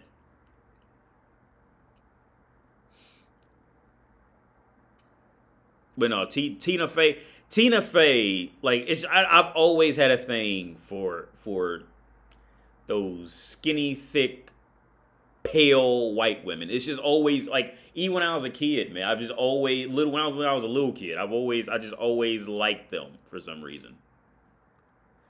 Matter of fact, y'all know who has anybody played Pokemon Sword and Shield? This is Gym Trainer. She wears like I think she's like the ice leader or something. That cartoon bitch. She's fucking perfect. That cartoon bitch. Let me see if I can find her. Where? Oh wait, yeah, I moved it down here.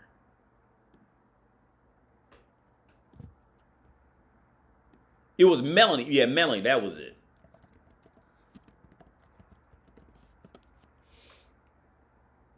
Google this shit. Make sure ain't no what they call rule 34 shit. Make sure ain't none of that shit up here. Because they'll take me down, shut me down real quick for that on a live stream. Hold on, let me move it.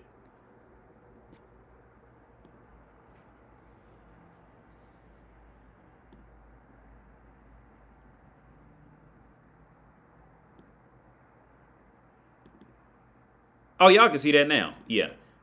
Yeah, that type of shit. Like thick.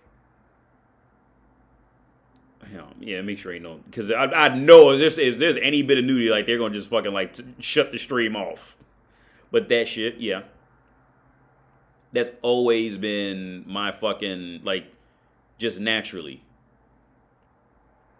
I mean, skinny bitches look good too. Don't get me wrong, but like I just always had a special thing about that.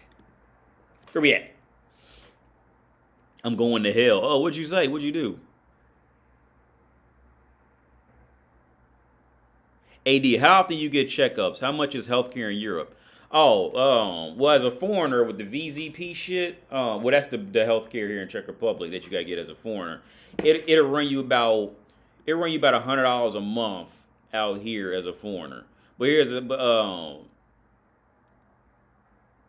in my opinion, I don't want to tell you no wrong shit, but I wouldn't even get health insurance out here, honestly, because what's gonna cost you to go to the hospital? Well, if you come from the U.S., you use them American prices. Yo, like I said earlier this year, I got a CT scan, an ultrasound, blood and piss test done, and a consultation with the doctor. For all in total, it was $70, and that was when that's when they didn't know that my health insurance covered it. So it was essentially no health insurance, and it came to about $70. It came to about $70 with no health insurance. In America, you'd be lucky if that was the copay. After you paid health insurance, if that was the copay, you get that. You know what I'm saying? I share your same attraction. I like Emma Kennedy. Who's Emma Kennedy? Emma Kinney. I'm reading that shit wrong. Let me Google that.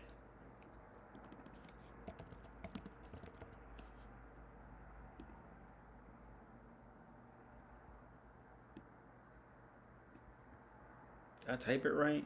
Oh wait, no, I didn't.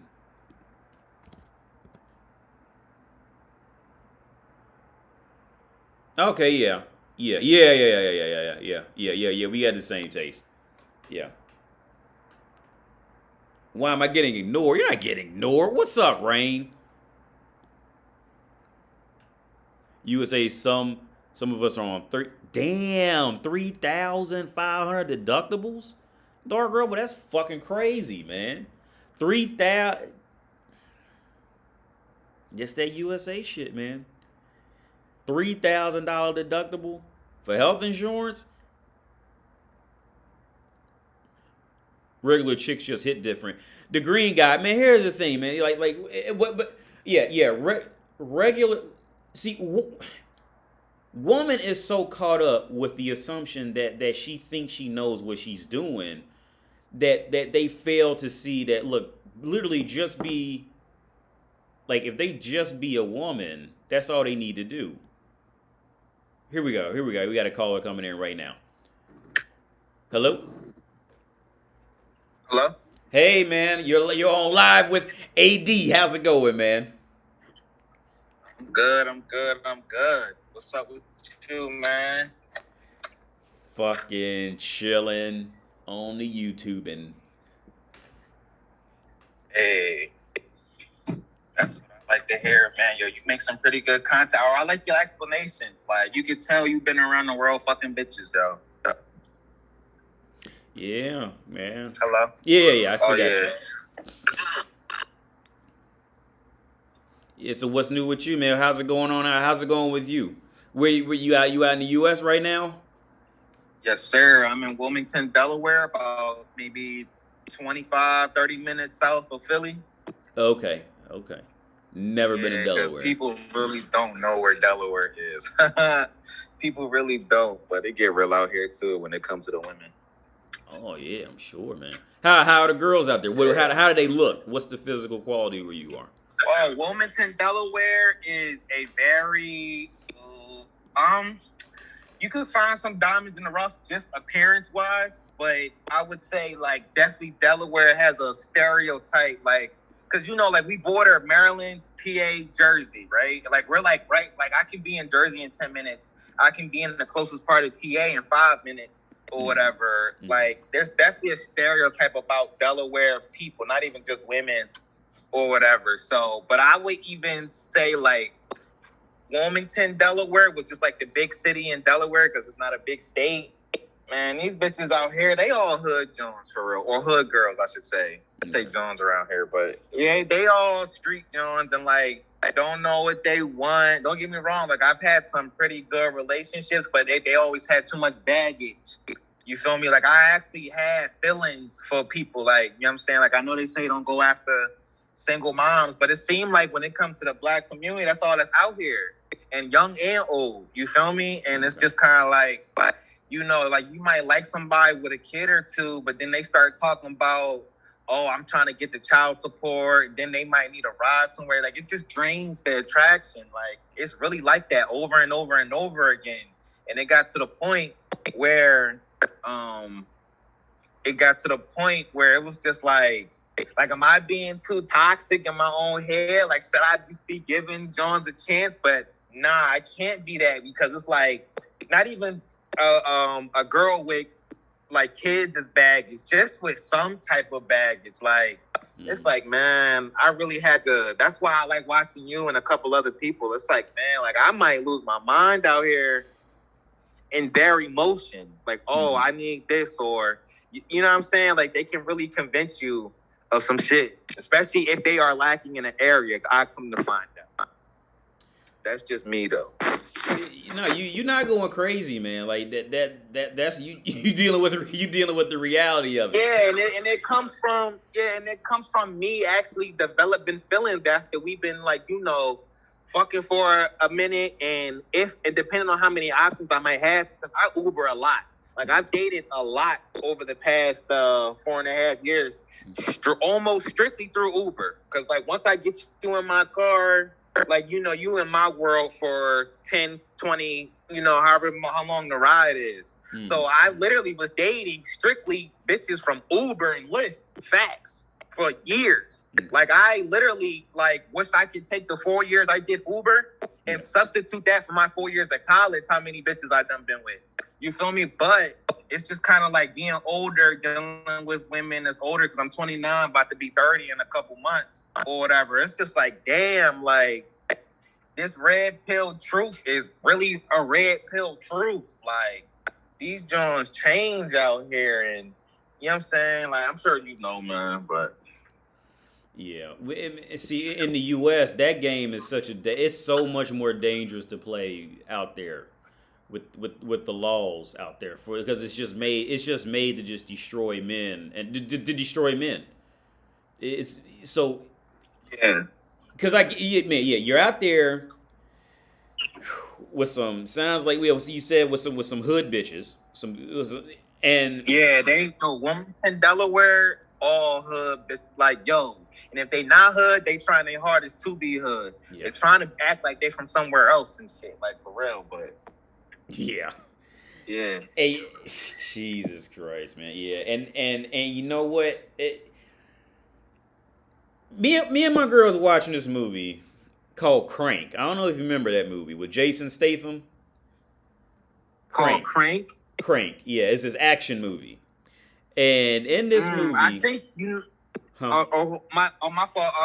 Hold on. Let me put you on mute for a second, because I'm dropping off this alcohol for my job. Cool. Go ahead. Real quick. I mean, let me deliver this. Yeah, let me deliver this real quick. Right on. We have these comments real fast. We just say, have you noticed a shortage of foods? And no, I haven't noticed a shortage. Ben the Enigma, I haven't noticed a shortage in foods, cleaning supplies. Now there was a quick shortage in hand sanitizer in the beginning of coronavirus. That was the only thing we had over here. I think in France, I was watching the news in France. They had issues with, I think, keeping I think like fresh fruits or something like that, maybe. But no, in Czech Republic, no. We never had any. There was never any shortage of toilet paper, none of that out here. How do you maintain frame in a relationship with living with a living girlfriend? Do what you want to do, and if she chooses to come along, then she'll choose to come along. All right, but otherwise, okay, when you live with a woman, she has, if she does not choose to follow you, then the relationship is no good. It's pretty simple, right? Now, that's not to say just completely run over her, like, still go like, indirect ways, find shit to, keep, because women are like children. They got to be entertained and shit like that. You got to do that. But ultimately, woman has to submit to man for a relationship to work, right? That's just how it's always been. So how do you maintain frame? And I'll be honest with you, every now and then we all fuck up. Every now and then I fuck up. I remember a few times I caught myself doing a little too much. Like when I would go to the store and I would come home with like a bunch of candies that she liked or something like that, and I would pick up. I'm like, wait a minute, AD, that's a little bit too much. let's just slow it down. Just calm it down because no woman wants to be put on a pedestal. All right, no woman wants that. But at the same time, you can't. I would say you shouldn't completely dog her out. To throw her a bone here or there. But no woman wants to be number one in man's life. But where we at? So yeah, Mr. Modi says, AD, why when you been to other? Yeah, he's still on. He's still on. Okay. AD, when you've been to other countries or live in another country, and you go around your American family, do people in Florida or people from Florida feel like they live in some exotic kingdom nobody's been to? Florida is a weird, man. Yeah,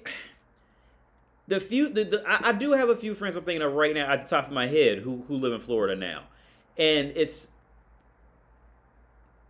is my experience of with people who I've known from Florida is this.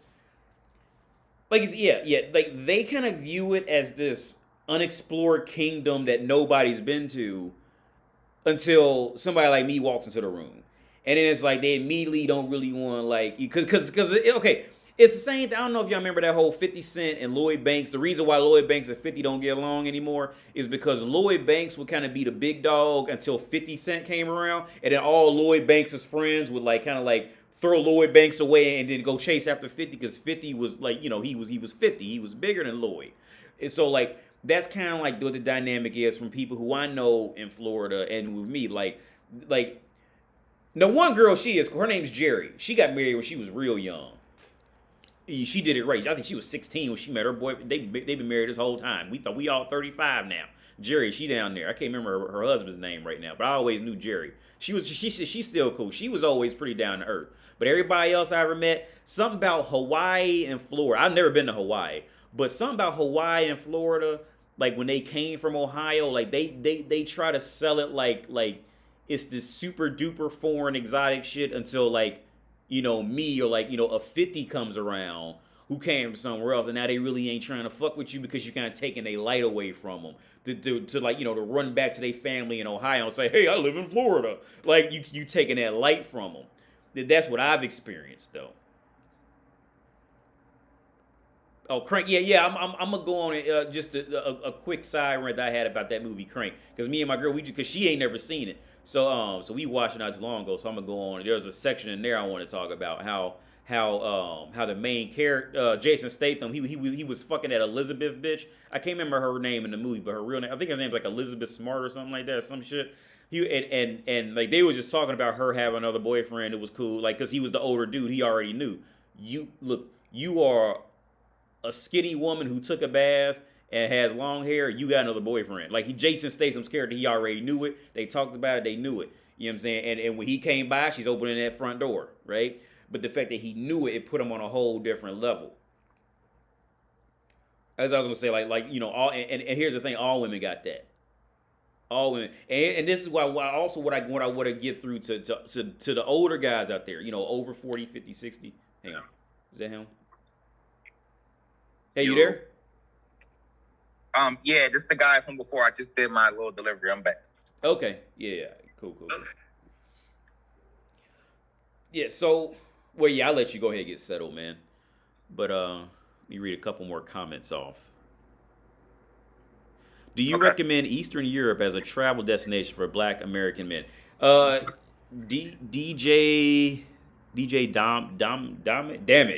Damage. I wouldn't recommend Eastern Europe as the first spot. Like, because Czech Republic really isn't Eastern Europe. It's not Eastern Europe. But you ask some motherfuckers in Germany, they'll tell you it's Eastern Europe. But it's not Eastern Europe. Like, you don't got to worry. Like, it's a different set of dynamics. I wouldn't recommend going to Ukraine first. I think because you just asking to get fucked up doing that as an American, because you just don't. If you're an American, at least, if you're an American going like that further east, you asking to get scammed and fucked up out there because you just ain't ready for that shit yet. And that's just honest. That's my honest opinion about it. But anyway, hey, I'm back. You there? Can you hear me? Ant. Yes, sir. I can hear you. Okay. Yes, sir. Okay. So, man, yeah. So you dropping off the liquids? Yeah, my job. It's like it pays very well. I'm not gonna lie. It's a simple job though. I just drive around Philly. Whatever the people order, like it's a whole bunch of us that work here, but whatever people order, they put it in the bag at the warehouse. Then we just go deliver it around the corner, come right back, do it over again. And I work about 5 to 6 hours, make about $1.50 every shift, and I just do that every day. Yeah, that's cool. Oh yeah, that's cool. I'd do that if I knew that was out there. Yo, it's so fucking easy. Like, I honestly wish more people had the job, but then again, I don't, because when the line is long here, I'd be like, damn, we gotta wait this long line just to get the next order. You know what I'm saying? But when, like, for the most part, like, it's groovy, like delivering in a big city and all. Yeah, you don't got a boss sitting in the car next to you. You can just drive. Yeah, that's cool. Yeah, I would do that. I smoke in. Yeah, I mean, I don't mean to like say it on lot, but yeah, I smoke in here. Like it's chilling for real. Yeah. It's chilling. Yeah, I would do that. That's cool. Yeah, and I've been doing this full time for about 2.5 years, but I've been doing Uber like on my free time for like 4.5 years, and that's when I first started. That's back when I was working with kids, because I just had graduated college back then. Yeah, so I've been doing Uber for my free time for a little while, but I strictly do it just for shits and giggles and dating purposes. Facts. I really do it just for that, for real. Right on. So when you deliver, like, how do you meet? Wow, hey, somebody might. You know how the internet is, man. Once shit gets on the internet, it be out there I ain't trying to get you in trouble or nothing. You know how the internet is, man. Oh, nah. I might put my gram up there. It's like, nah, I'm not popping like that on the gram. But, yeah, like, what's your question? So, like, how do you even meet bitches in a job like that? No, not the job, Ubering and stuff. Not my delivering job. No, I'm not meeting nobody. I have, I have been, like, because, like, Temple University in Philly, right? You ever heard of it? I'm pretty sure you've heard of that, right? Yeah, sure. Like, so Eddie Jones went there, I think. You remember Eddie Jones? Most of the clients, what'd you say? I think Eddie Jones from the Lakers back in when we was younger. Eddie Jones, he was number 6 with Kobe. He used to be Kobe, Eddie Jones, Shaq. Okay. Derek, I think he went to Temple. But anyway, that's okay. Worthless. But what's up? Yeah, so I was saying that most of our clientele is Temple students. So, because I lie to you not, most of what is in these bags, if it's not beer, it's beer or some type of wine with ice cream and condoms. I swear to God, I can place a bet on each bag, and it's going to be those 3 things, and then maybe some other shit: beer, condoms, and ice cream. Yeah. You're delivering to mostly college students in the rest of North Philadelphia, for real. So I don't really meet people doing that. I have been invited into, like, maybe, over the past 2.5 years, I have been invited into, like, maybe, like, 4 or 5 parties, which is pretty cool. But, ain't nothing really pop off like that. Not for me, anyway. Right on. But as far as, like, Lyft and Uber, like, I actually had to work on my I actually had to work on my conversation a lot before I even really started bagging bitches out the Uber. Like, it wasn't until I was getting so many people one-on-one. I'm not just talking about women. Like, I'm talking about trying to create good conversation with anybody. Yeah. You know what I'm saying? Because like I said, if I can take the past 4 years of Ubering and substitute that from my 4 years of college based on how many bitches I've been with, I would just do college over again in a heartbeat. Like, I really, really, really would. Okay. So it wasn't until I started Ubering and like really being forced to just chat with people, I was like, my conversation skills is pretty damn low. Like no wonder why I had so many issues growing up. You feel me? And I really didn't have no way to work on it. And then, you know, I was kind of shy and shit like that. Uber really helped me out with a lot unintentionally. Okay. That's cool. That's good though, man. Yeah. And how it makes you so much better is that you making a conversation with people that, you know what I'm saying, you doing it because you want to do it. You know what I'm saying? Like that's what's gonna make you grow so much more too, man. Because I mean, okay, and it's a different context of you want to do it because you're Uber versus you want to do it because you seen a bitch in a club with a fat ass. Like, you doing it without the intentions of fucking this person. You see what I'm saying? That's gonna make you grow so much. Yeah. That's gonna make you grow a lot. And then, and from that is when I learned, like, and this took a while. Don't get me wrong. I feel like the first thing I learned was how to keep a conversation going and what not to say to somebody. You feel me? Like, basically how to keep the attraction and not kill the attraction. Yeah. Because I feel like, you know, sometimes you might say something about yourself that somebody is not ready for. Let me say it like that. Yeah. You know what I'm saying? They might not want to hear that about you like that. So I've learned kind of how to keep a conversation going, what not to say, how to bring up certain topics in an attractive way, such as sex, past relationships, as in trying to figure out more about them, because that's very important. Like, if I go into some examples, like, I really feel like I could probably start to teach somebody where bitches tend to lie, what they tend to lie about. If they bring up something without you asking them, you know that's probably cat. Even the girl I'm talking to right now, like, hold on. Yeah, even the girl I'm talking to right now, one thing she was telling me was how she was telling me all this shit, how she's not this and how she's not that. And I'm like, first of all, it's cool that you are this and you are that, because as I was asking you questions and stuff like that, like, I pay attention to certain shit, and you talking about you don't fall for certain guys and all that type of stuff, but the guy you was fucking down at the barbershop you was cleaning up every night, why was you fucking the owner? Like, I'm not saying that that's an issue necessarily for me, but the way he approached you, how you told me he approached you, yeah, that's how I knew to continue my same vibe. And I'm telling her this months later, but it's just, I was basically trying to make the point that, like, when I first had met you, that's kind of how I knew to continue the certain vibe to get you, to keep you. You feel me? Because, like, women, man, I'm sure you know, like, they say what they don't mean. Oh, yeah. But yeah, I'm glad you got that experience for sure, man. Yeah. Yeah, like, you mind if I say one more thing? Yeah, go for it. What you got? So this was 3 girls ago, right? Back in February. When I first met the chick, mind you, I met this girl on my Uber too. But when we first actually hung out, I got her number. We hung out like 2 nights later. We hung out at her apartment. Soon as I walk into the apartment, right, she starts twerking. Literally starts twerking. Okay. I'm like, okay, that's cool, I guess. Friendly, whatever. No music playing. Music playing. She just start twerking. Yeah, like, I forgot what we had said to each other or whatever. But, like, it definitely wasn't about, no, hey, just let me see how you can. It definitely wasn't that. Oh, let me see how you twerk. Yeah. Definitely was. I forgot what, like, our first couple sentences were, but she started twerking, right? Mm-hmm. So, you know, we sit down, we start rolling up the weed and all that.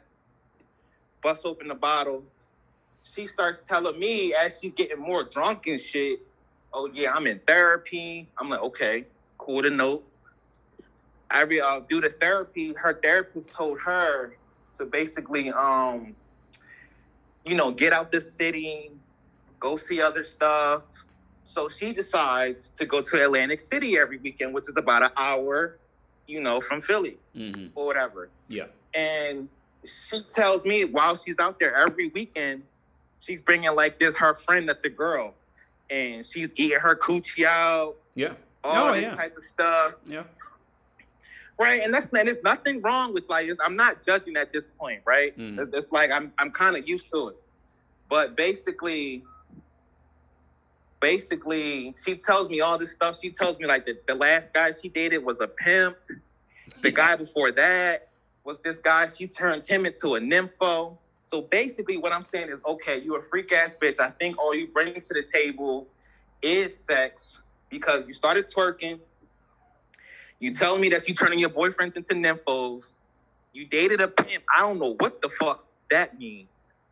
And as you're going out to Atlantic City for your therapy, which is probably because you got fucked around by dudes or whatever from that pimp. I don't know. I don't know that for sure. But I'm just putting two and two together. And you taking a girlfriend out there with you. You see what I'm saying? All this kind of leads to like just a bunch of shit that I don't even know what to say, like shit that women do, right? So as time goes on, like, you know, we fucking this shit now. She wants more out of me. So we're talking about a month and a half later. That's like literally like maybe 6 weeks later. And I'm telling her, like, I like how things are. You know, we go out from time to time. We mostly hang out at your crib, but we go out, you know, we get food. The one time we only went out to the club one time or whatever. And she said she wants more. And I'm just like, no, I'm not really trying to push it faster than what it is. I kind of still feel like you still going what you're going through. And I think that because, you know, you always try to make yourself seem more pure than what you told me literally on day one. Day one. Oh, now all of a sudden you going out to Atlantic City and I say something about that. And oh, now you're not fucking the bitch no more? When that's all you was doing. You see what I'm saying? And it's like she goes out her way to tell me that she has less than 9 bodies. She can count all the bodies on her hand, all this type of stuff. And I'm like, this is not in line, one, with how you act. Yeah. And two, what you were saying on day one. And I'm like, why? Like, yeah, man, like I got a couple more stories like that, but we called it off or whatever. And it's just kind of like, so check it. After 2 months, we called it off. I'm like, I'm not really doing this. I kind of feel like, you know, you want more out of me because you can tell I'm a decent guy. I'm not going to do you like how the other guys did you. And if it's hurting you too much, or like if we fucking and you really want something else and I feel like that you're trying to actually get something else out of me, I'm just going to end it. Like I can just go Uber and literally find somebody else. Literally. You feel me? And it won't take long. She was not having it. So anyway, a couple weeks after that, we remained friends or whatever. Now she fucking the bitch again. I'm like, you never was done fucking the bitch. You never was done. Like, why? I'm not sure why they got a cap like that, but yeah, like it's really a merry-go-round out here. Yeah, it was. So what is physically, what is she out of 10? And okay, I say this. I say this. Out of 10, physically, what is she to you? And then what would she be like, you know, on average in the world? Oh, great question. So to me, I would give her like a 6.2. And to the world, she's definitely a 5. Okay. In the face. Her body might get her a 5.5, but she's petite. Okay. You know, the reason why I raised her a little bit higher is because the first day I met her, not the first day we hung out, I met her in my Uber 2 days before that. Yeah. She looked so fly because she was coming from a job interview at the casino or whatever. And I'm not going to lie, like with her shit on and all her shit on, like, I was like, damn, like, I'm not going to lie, like, you is kind of fly to me. But overall, I will say that she's like a 6.2 to me, but to the rest of the world, 5.5. She's not that pretty in her face, no. Okay. Because I was gonna say, man, like, okay, wait, you know the relate. I'm gonna let you go in a minute, man. But yeah, you know the relate. You know, like all the inner workings of of her body language and all that shit like that. I always say, unless she just did something too crazy, string her along. Don't feel bad about it because trust me, there's other guys she's stringing along right now. String her along just to use her literally just to be seen, like just to be seen in public with, right? Just so motherfuckers know, because that logic works backwards for men than it works for women in reality. Because other bitches gonna see you walking with her, and that automatically makes you a little better, at least. That's what I would say. That's what I would do. Keep her. Yeah, now you don't like her. You really ain't super duper into her and all that. I would say just use her. I would say just use her at this point. Yeah, and I feel like I'm still coming to grasp with that. You feel me? Using somebody in that type of sense, because I'm still like I'm still not used to it. Like I don't know if I want to say kind-hearted, but put it like this. You know how like a lot of women say, "Oh, we want honesty at the beginning." I would never tell somebody I'm gonna give them honesty like, "Oh, I just want to fuck," because that's probably not gonna work. Mm-hmm. Oh, however, I'm not against, hey, just don't bring it up as long as you got a cool vibe about you. You got your hair cut, you got a nice little vibe about you, a little charming. She gonna fuck. Yeah. You know what I mean? Like that's just, you don't gotta tell them too much about yourself, or make sure you only express what you want them to know, and as the farther y'all get along. But I can't say I'm at the point where, okay, I know this person's in therapy. I know she's already lying to me for whatever reason or whatever. And she's lying hard. Like she's lying hard. I think what I accidentally did was switch on I think I switched on like her girlfriend switch. Because the first time I met her, she was freaky deaky. Let me say that. Mm-hmm. She was freaky deaky. I feel like I accidentally kind of took her out of that zone. That's really the only zone I want these women in. But sometimes me probably being a nicer person, I might accidentally take them out of that. You feel me? And I also feel like I'm not really comfortable, stringing somebody along like that, knowing that they in therapy and shit like that. That's why I cut it off when she started saying, oh, she wants me to call her more, and she started trying. I'm like, I'm sorry, I just don't feel right about it. Mm-hmm. And we still cool to this day. Right on. Wait, man, I'm gonna let you go. I really appreciate you calling in, man. I'm gonna let you go. It was great talking to you, man. Again, great talk. Thanks for calling. I really appreciate it. I'm gonna let you go, okay? Mm-hmm. Oh yeah. Hey, have a good day, man. Bye. You too. All right, so we are back, and I actually have to send a. Hang on, where am I at? Give me 1 second. Actually, let's go to break real fast. That's what we're gonna do. Girl, I am rich and I am sexy. Don't you wanna be like me and have rich men wanna fuck you too? Well, stay tuned. Hi, my name is Jamilia Musayayaba, and I can teach you how to have rich men wanna fuck you too. Are you ratchet as fuck? Do you stink? Do you smell bad? Are you bad at dressing? Well, pay attention to my quick and easy steps on how to get men, rich men that is, to fuck you, or at minimum, buy you shit.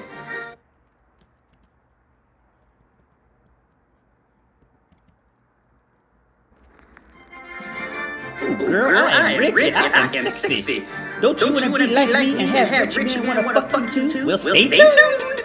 Hi, my name is Jamilia Musayayaba, and I can teach you how to have rich men wanna fuck you too. Are you ratchet as fuck? Do you stink? Do you smell bad? Are you bad at dressing? Well, pay attention to my quick and easy steps on how to get men, rich men that is, to fuck you, or at minimum, buy you shit. All right. So here we are back. Had to get back to a few messages I had in here. But yeah. So we are back. How much time do we have on this? It says 40 minutes on this Zoom. We've been on longer than that. Let's see. You rearrange some stuff. Let me go back to these. I haven't read the comments in a while. Here we are. Oh, wait. Have another caller calling in now. Connecting le audio, which is French for the audio.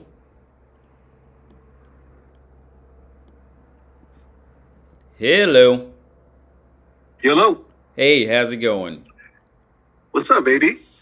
Chilling. What's up with you? Not much, man. Not much. Just was tuning in to your live, listening to old dude. Figure I'd just call in, throw something in there, you know. Right on. What's on your mind? So I had a question, man, about these nice dudes, man. You know, now that the manosphere is kind of growing, right? Mm-hmm. You're starting to get a lot of nice dudes in here, you know? Well, they'll take a subject or they'll take like an idea, you know, whether it's a video on Kevin Samuels or they'll take this or take that. You know, different people have different perspectives. But what I'm starting to see is a lot of like nice dudes get in here, you know, with their own little narratives. And they're like, you know, they'll talk about like partnerships with women and shit like that, which I don't believe in. I don't believe that men, when they say partnerships, I don't think that they understand that women don't mean partnership the way that you might see partnership. You know what I mean? Yeah. Things like that. But these guys, man, it's like, I'm like, what's happening? It's like the manosphere is getting kind of skewed, you know, a little bit. Well, yeah. I'll just interject my thought on that, man. Yeah, it's getting it's in this. It's still relatively in its infancy stages because women have always had these. Women have always had these areas without being like anywhere near severely shamed by the world for having their own opinion on men. Like women have always been able to do. Where men, we're still in our infancy of creating these worlds. So like I used to say in my older videos, there's gonna be a lot of guys who are just here just simply because they're, you know, like hurt and they're kind of using it as an outlet to be hurt on. They're not really actually trying to learn anything. Some guys, like you say, are just being like, it's like, for real nice guys are trying to put on this act, like, you know, red pill mix out, blah, blah, blah. But you can smell it in what they're saying and what they're doing. Yeah, like this dude's really not doing this for real. But yeah, my bad. I just want to throw it out there. But they'll do it like you said, like they'll do it under the guise of like, oh, well, you know, manosphere. But then they'll backdoor and they'll be like, oh, well, you know, you should be compromising with your woman. And I'm like, compromising? Why are you compromising with your woman? You know? Okay. I don't know, man. Like I said, I could understand giving her a bone every now and again, but compromising, like I've done the compromising thing. And what ends up happening more times than not, you compromise, and then you compromise more, and then you compromise more. Next thing you know, you lost complete control, you know? Yeah. Like you got to watch that shit. Yeah. And these guys be out here and they're giving these guys all this advice. And it's like, dude, like, that's not how the world works. Like, they're not, like you said, they're not genuinely good people. And that's the thing that people are not understanding. These nice guys, they come into this manosphere with giving advice and they're like, you know, they're still under this premise that, well, they're good people. You just have to understand them. And it's like, no, they're not good people. And I'm not speaking from, you know, any kind of hurt thing. It's like when you see it, when you know it, you can't unsee it, you know? Yeah. It's just kind of what it is.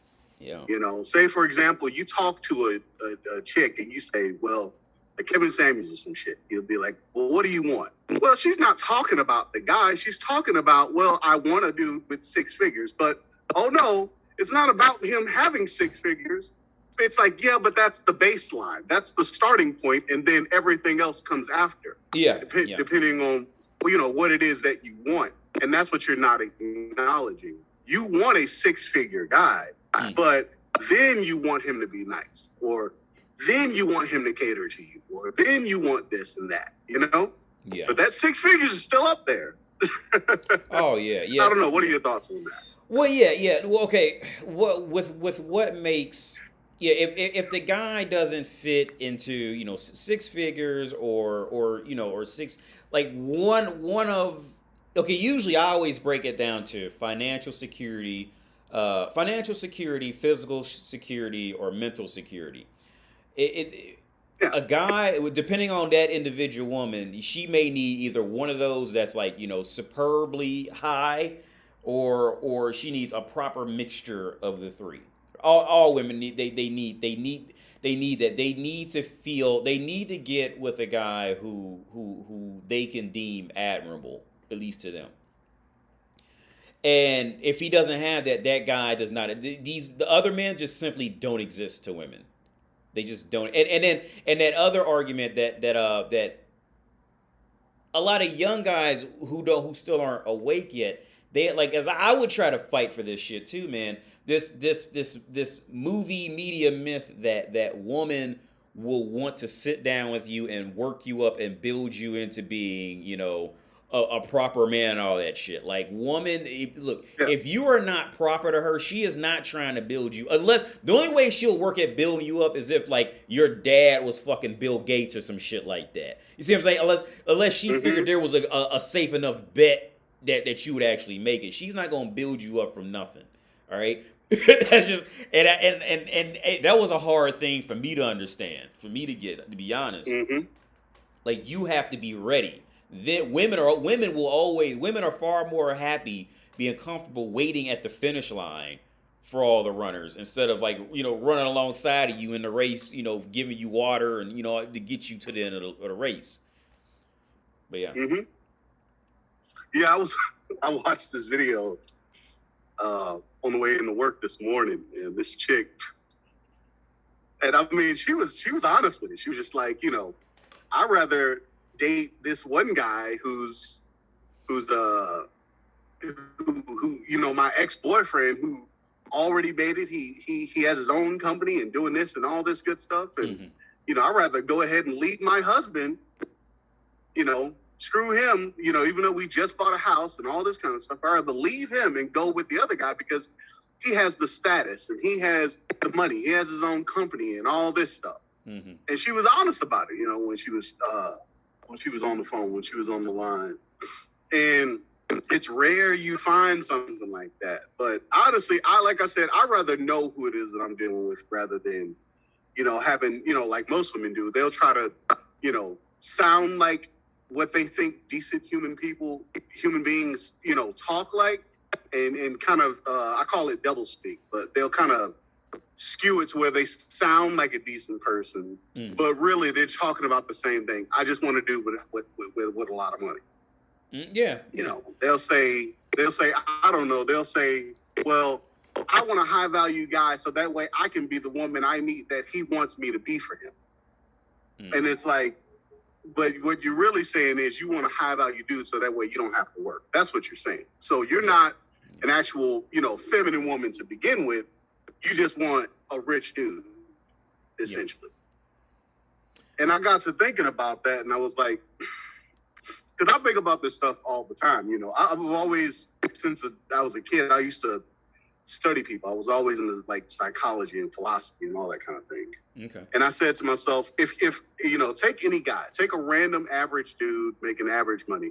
If you put him in a place where he's making, 100K plus, could he honestly say that, or say he was making $1 million, whatever.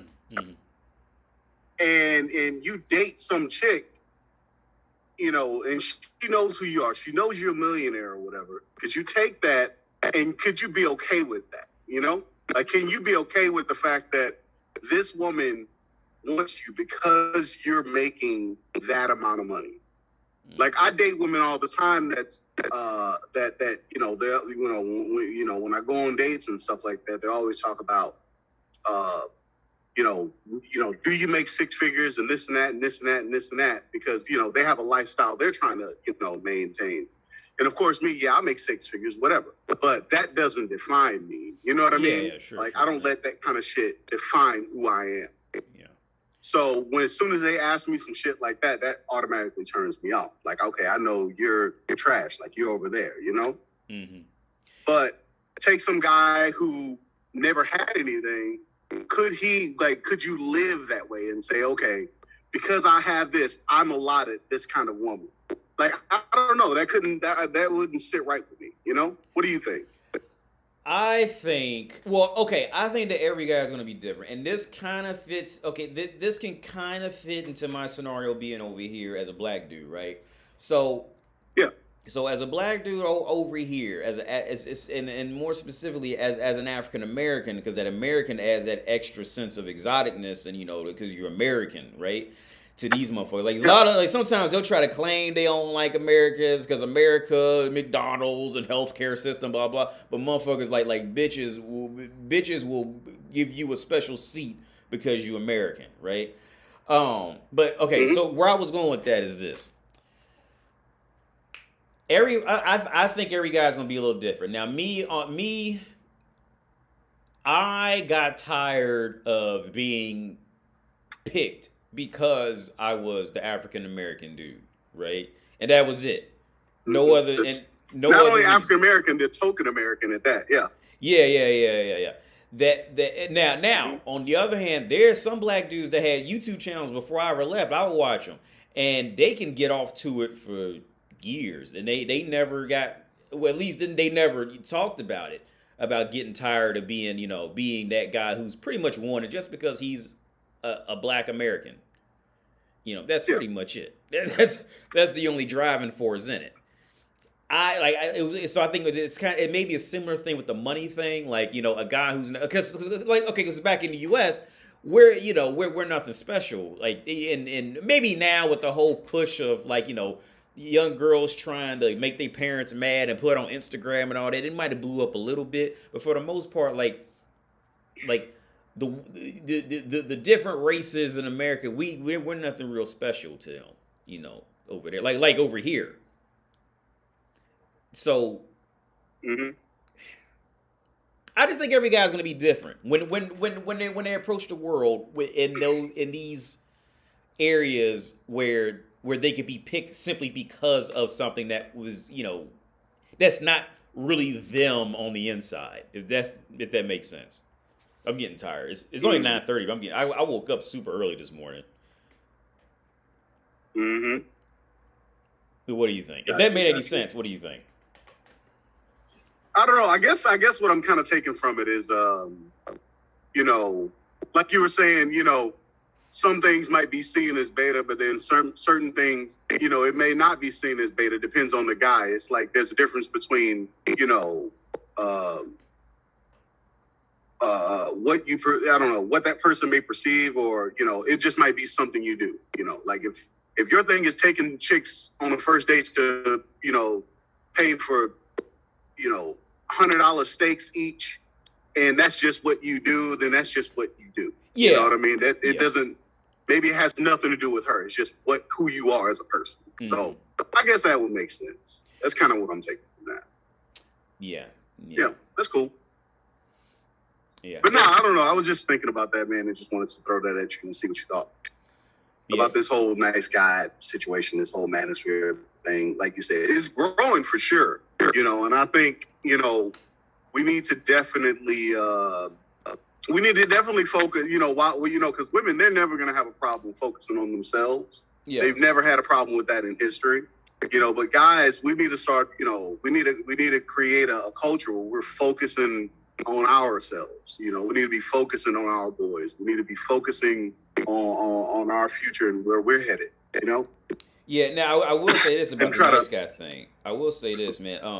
Now I think one issue that some of these nice guys have, and it usually comes out later if the woman entertained it, was a lot of nice guys really just want a hooker, man. That's what a lot of nice guys really. Yeah, that's all it really is a lot of times. And the thing is, a lot of the girls will know it. Like they'll pick up on it pretty early, you know. Especially like if a guy tries to, you know, buy a bitch all this shit because he's trying to impress her and all that. What he's really doing is he's trying to buy her for real. That's all that is. And the thing is, like, when bitches know that.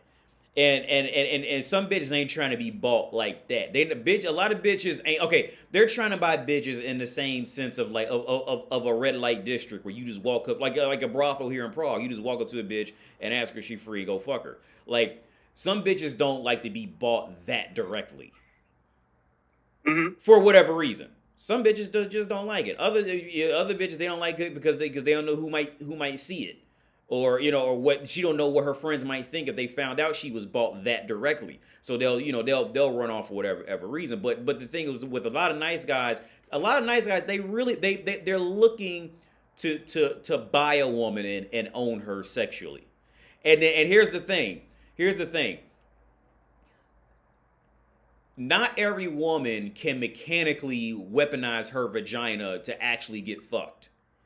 Every woman, okay, it would be like if somebody looked over you, if a motherfucker was like hunt you down to buy you shit and tried to make you get your dick hard. Like you would have a hard time like making your dick get hard type. You're saying like trying to mechanically weaponize sex, it can be a deterrent for certain people. And I think, like I said before, I think in the end of it, I think a lot of guys are trying to do that with a woman. And not all women can do that with their pussies. They can't just make their pussy get open and wet because this dude want to fuck her after he bought her something. A lot of women's pussies can't do it just like that. Some can, but some can't.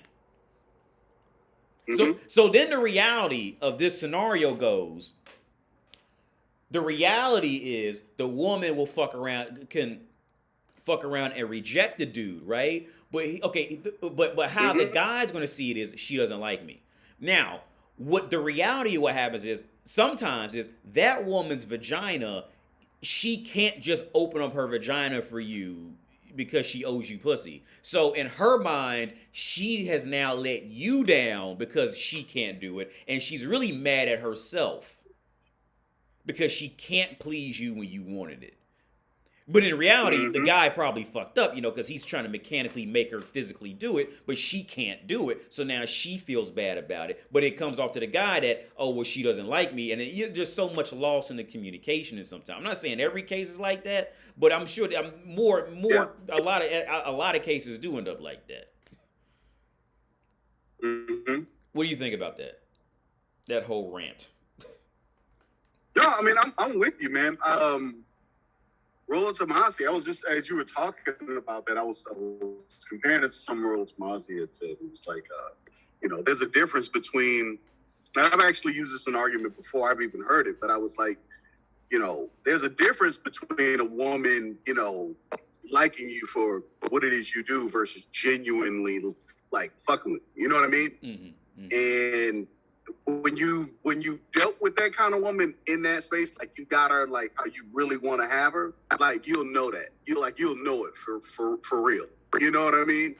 Oh yeah. Like I don't know who said it, but they were like if you ever want to know if a woman's like about you for real, she'll spend money on it.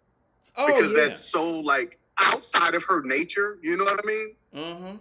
It's so far from like her like woman's nature is not to like buy man shit, you know what I mean? Unless she's like really about him, you know what I mean? Yeah. It's crazy. Yeah. If a woman is really into you, I've done it a few times. Yeah. If a woman is really into you, she will blindly buy you shit. Like, okay, if a woman's into you, she will. Okay, if a woman's into you and she only has $20 left, she will spend 18 of it on you. If she's into you. Yep. Yeah. If not the whole thing. But she'll spend if she got $20, she'll spend at least 15 on you. And yeah. Cause she's completely in that, like, okay, because in her mind, by the time a woman has now, when she's convinced that she's submitted to you, she is ultimately looking at you as the leader of her fucking life. And that shit can be kind of scary, like especially your first time going through it, because a lot of guys aren't used to getting that from bitches, right? But what, like, that's when you know, because a woman, look, I'm thinking all times now, okay, look, I'm awful at shopping for groceries, right? I'm awful for shopping. My bathroom door is still broke. Here, I'll show y'all online on the stream. I'll take y'all to my bathroom door has been broke this whole time for about 2 months. That shit looks expensive too. Oh no, I don't know. I got this towel up right there. This door, Like freaking, I don't know because if y'all can see it's that. solid and all that. You were saying like it's a solid like door or whatever. Yeah, like I thought I'd be able to punch through it. No, you like as soon as I pushed it real hard, I felt it. Like, yeah, you can't. Like this is like you ain't ready to punch through that. But I had to like rip it open. That door has been broken now for about at least 2 months. You can't even close the door. She ain't gonna say, she ain't said nothing about it. And I done went out and bought us a whole bunch of other shit and still ain't fixed the door. I need to go. I'm gonna go fix it soon though. But yeah, the point I'm trying to, with groceries, I'm awful buying groceries. Whatever I buy, then she'll go in the kitchen and slap together some shit real quick. Ain't nothing in there. Now, for a woman who ain't into you, she ain't getting ready to put up with that. She been got mad and frustrated and and started ghosting you and ain't called you back and nothing like that. I gotta fix that door. I'm gonna fix that door soon. But I'm gonna let you go. I'm gonna take one more call and I'm gonna get off here. I'm gonna let you go, man. It was great talking to you. All right, bet. Later, man. See ya.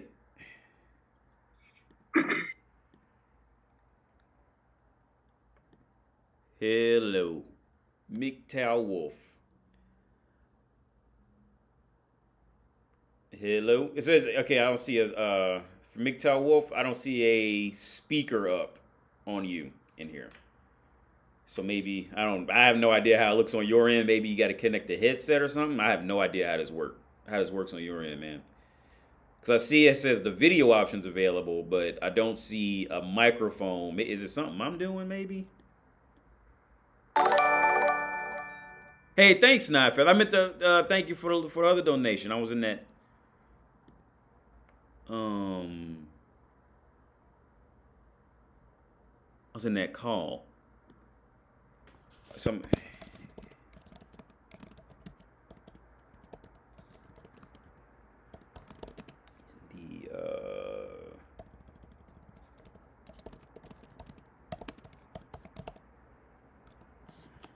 So I'm trying to get you, MGTOW Wolf. I got you, but maybe, like I said, I might have fucked up. So I'm trying to make sure I didn't. Make sure. I've never seen this before. All right, so this is what we're gonna do. Cause I don't want to lose you. So I got you on. And I'm gonna get off here in a bit. I'm getting tired, y'all.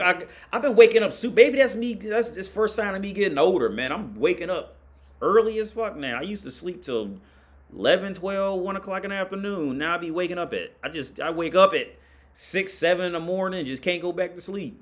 Which is early for me. If my dad heard me say that, he'd probably lose his mind. Like, you woke up at what time? I never used to wake up early. Now I be waking up at 7. Okay, here we go. Connecting audio. I see you, MGTOW Wolf. So we don't have to do video. I think I asked you. We don't have to do video if you don't want to. I just did that. Just try to like jumpstart this shit.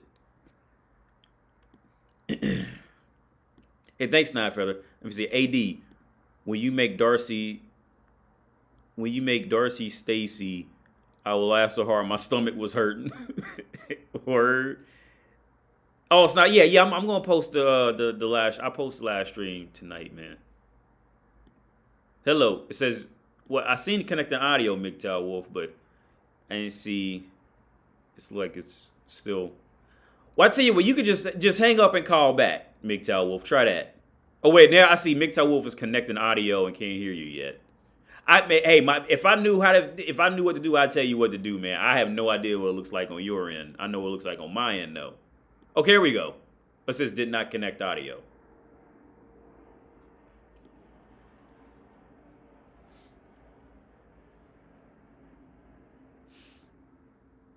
Let me see. Let me go back to the comments. Hey, yeah, just try here. Yeah.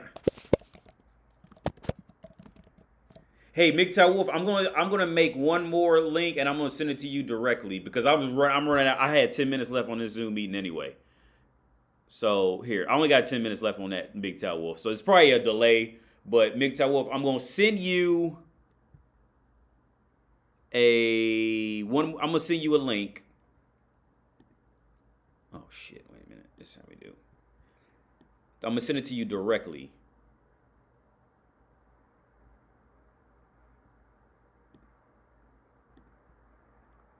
Invite.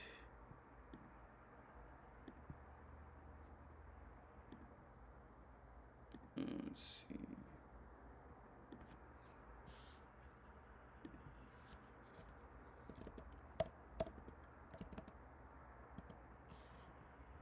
Here we are. Okay.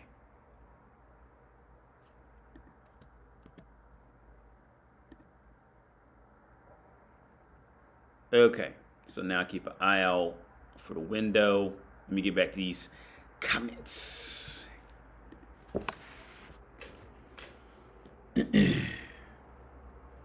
Is your volume on? Yeah, it do be like that.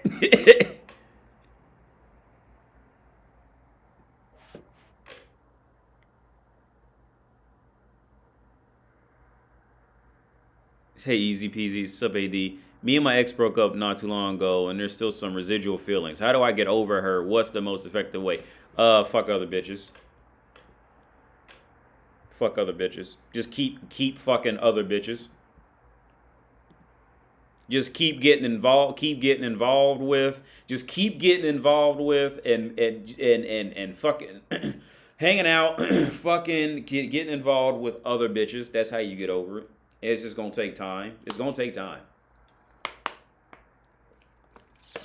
But just keep fucking other bitches. The nudie bar, yeah, Thomas Hobbs. How you sit? Oh, MGTOW, I sent it in Patreon, MGTOW. Let me reply to you right here. I sent it in Patreon. Oh, I can't reply to you directly.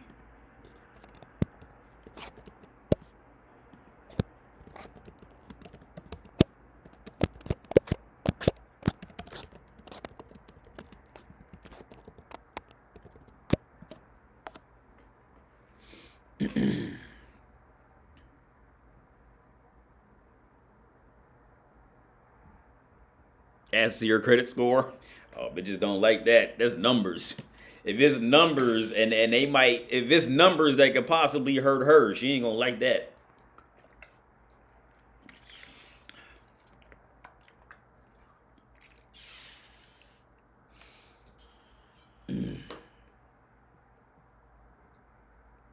You should do stand-up comedy? No, Thomas, I'm all. If I were to do stand-up comedy, you would have to, like, I would have to just, somebody would just have to just throw me on a stage with with maybe a couple glasses of scotch and some YouTube videos or something for me to just go off of. I couldn't go up there prepared.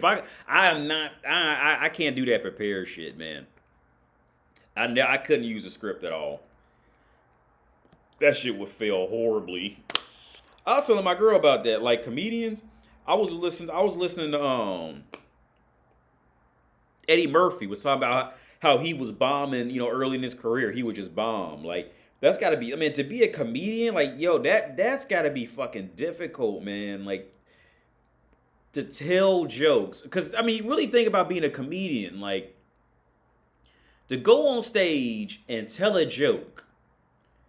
And tell a joke that you already done went over in your head and you know it. And you already know it, but now you got to say it in a way that still has some natural flow to it. That, and then if they don't laugh, you still got to maintain that shit. You thought that was a funny joke. Yeah. You know what I'm saying? Like, that's just a whole different, that's a profession that's a lot deeper to be like a traditional stand-up comic. Then I think people really realize, man, like that. I think nowadays it's more accepted when people bomb because I remember like back when Eddie Murphy was coming up, people didn't have cell phones, smartphones and shit. So like people would just see you in that great light once you finally made it. They didn't know you was out bombing like, you know, the other 4 nights out the week. You know what I'm saying? And they fuck around and add a laugh track. Oh, well, you the funniest person on earth then. You know what I'm saying? But like, that's a rough profession, man. To be a legit stand up, like I respect bitches, even though I have some respect for bitches who do stand up comedy. Now I mean it's still annoying that it seems like every female stand up comic always has to come back to who she's fucking, what she fucked. Did they think that I want to fuck them? And how's my butt look? Do men understand how our butt hurts when you put on tight pants and all? Everything always comes back to some sex shit with female comics, which I think that's fucking annoying as fuck. But it still takes a lot to try to deliver a joke like on call. Like I think that's a whole nother thing in itself to make art mechanical. See what I'm saying? Like to make it, to force it. Even when cause here's the part, man, with shit with like motherfuckers that do what I'm doing is, you know, I'm definitely not the best at what I do, but people who do what I do and bear what I'm doing, man, like there's days where you just don't feel like doing this shit, like at all.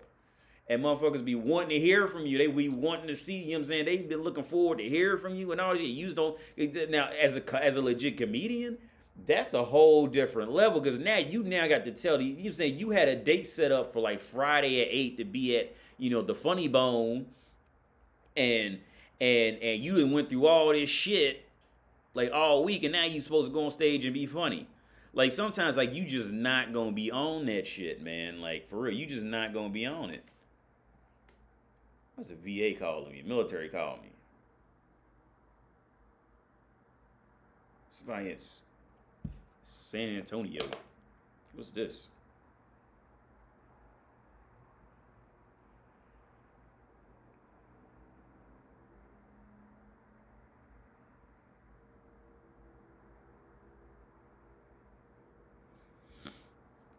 Hey, MGTOW Wolf, I'm still here, man. I'm gonna hold on for this last call and I'm gonna get off here.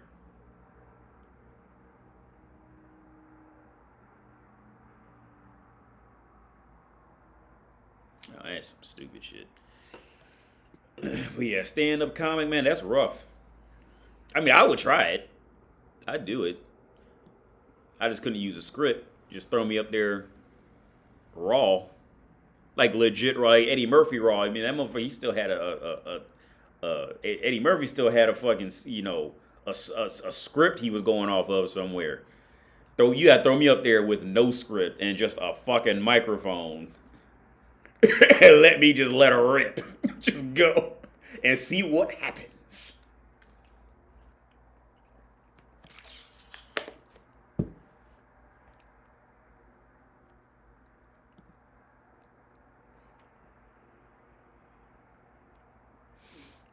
Facts. I'm reading the comments now. AD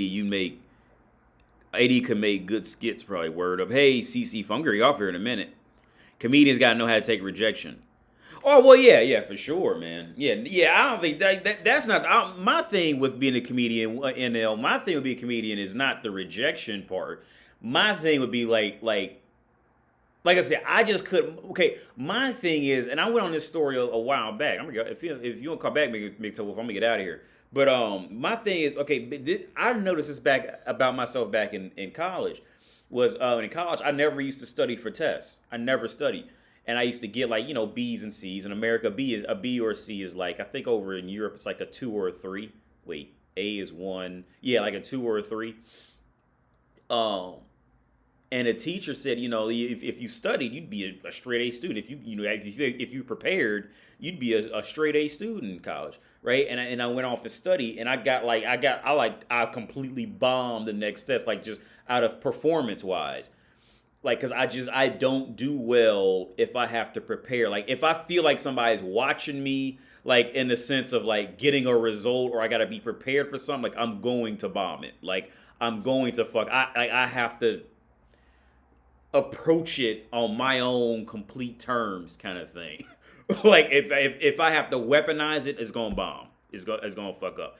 Like and I know it'll happen. I still do it, but I know I'm gonna fuck it up. I'm gonna cut this off in about 10 minutes. It's 9:50 now here. Oh yeah, that Julia Musayava. Yeah, I was playing Gran Turismo when I did that. I said, you know what? I'm gonna make that video real fast and put it up. And I just winged it.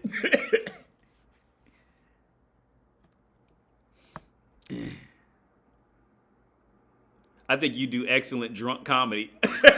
Hey, maybe that might be my new niche. I make that an area in comedy.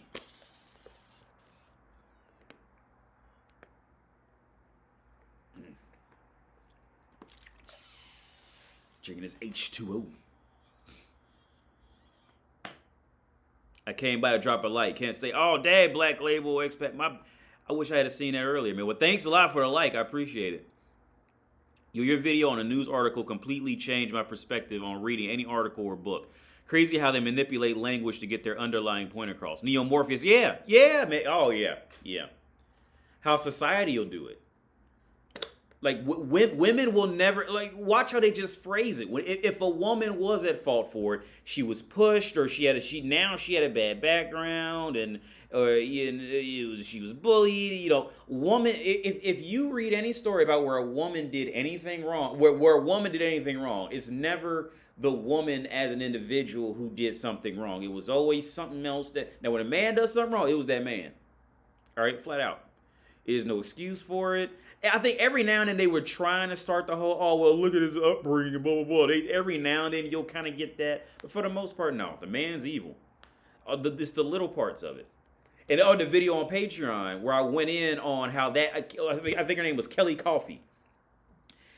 The first article was about,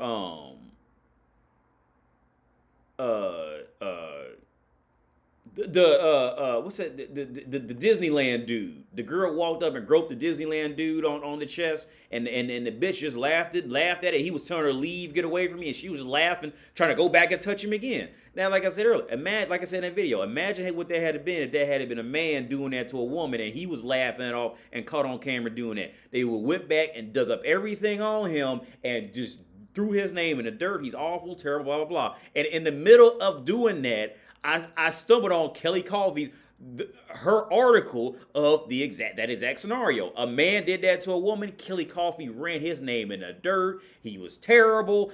Call the police if you see or hear of this man. If you see this man at McDonald's, call the FBI. Don't even waste time with police. Call the FBI on him. He's a villain to the state.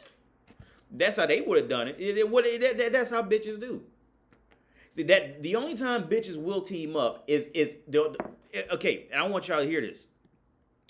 The only time bitches will team up is when they're trying to uphold the illusion that women are still blameless. That's the only time women will team up.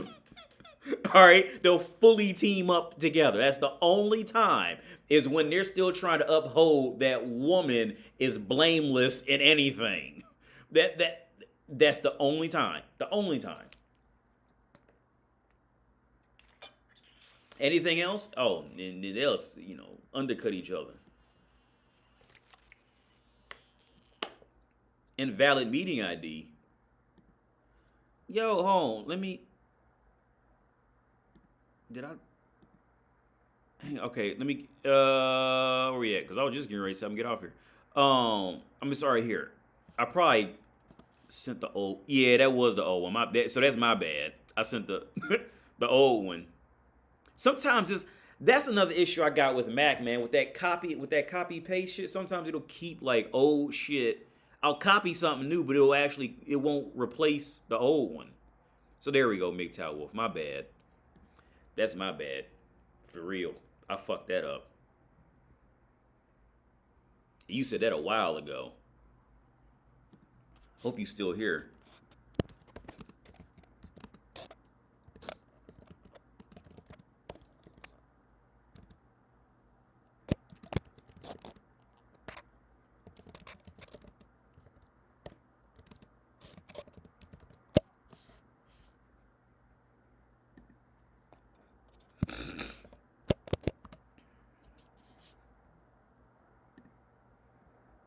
I fucked that. Damn, I feel shitty about that. I fucked that up.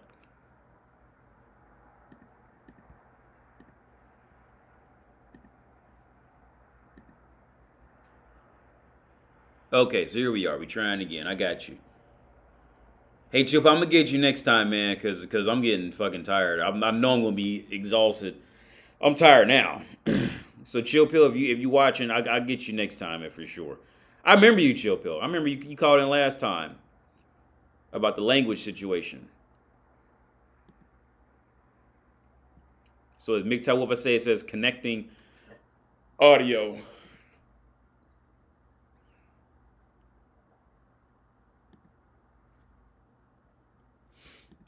Y'all remember when I was blowing my nose all the time? Because I don't know what the fuck that was about. I was blowing my nose like the entire episodes, like in my older ones. I ain't had that problem no more. I don't know if y'all remember that.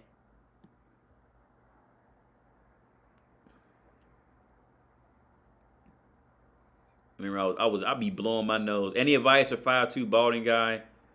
Experience with women. With no experience, try. Any advice for 5'2" balding guy with no experience with women? Try.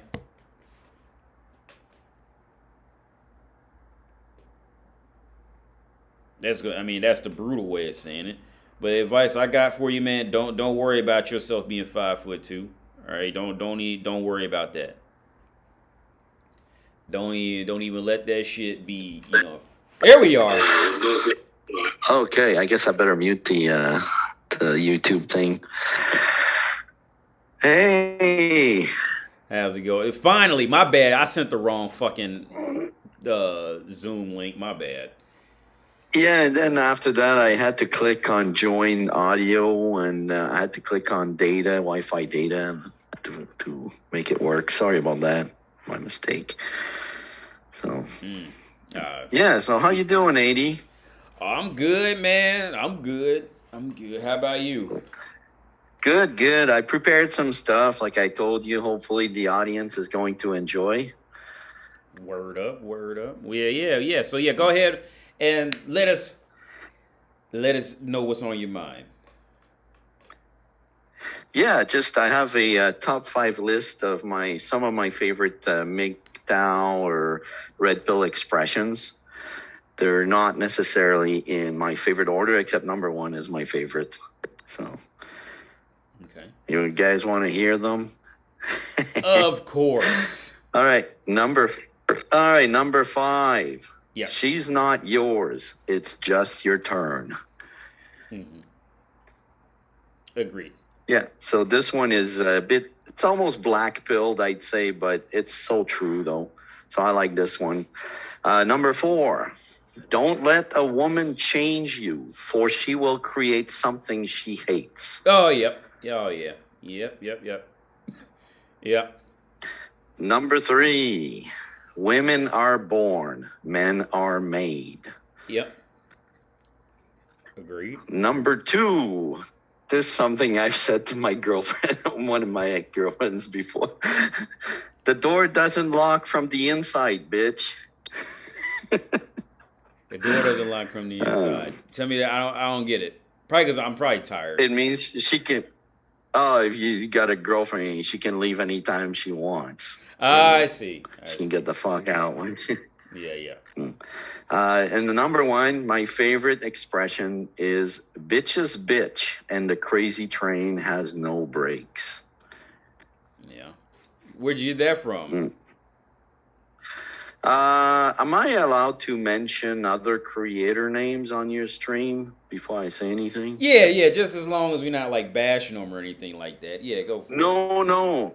I want to talk about the people who, helped me get into the red pill thing. That expression I got from TFM, my favorite one, bitch's bitch, crazy train has no brakes. He uses it all the time.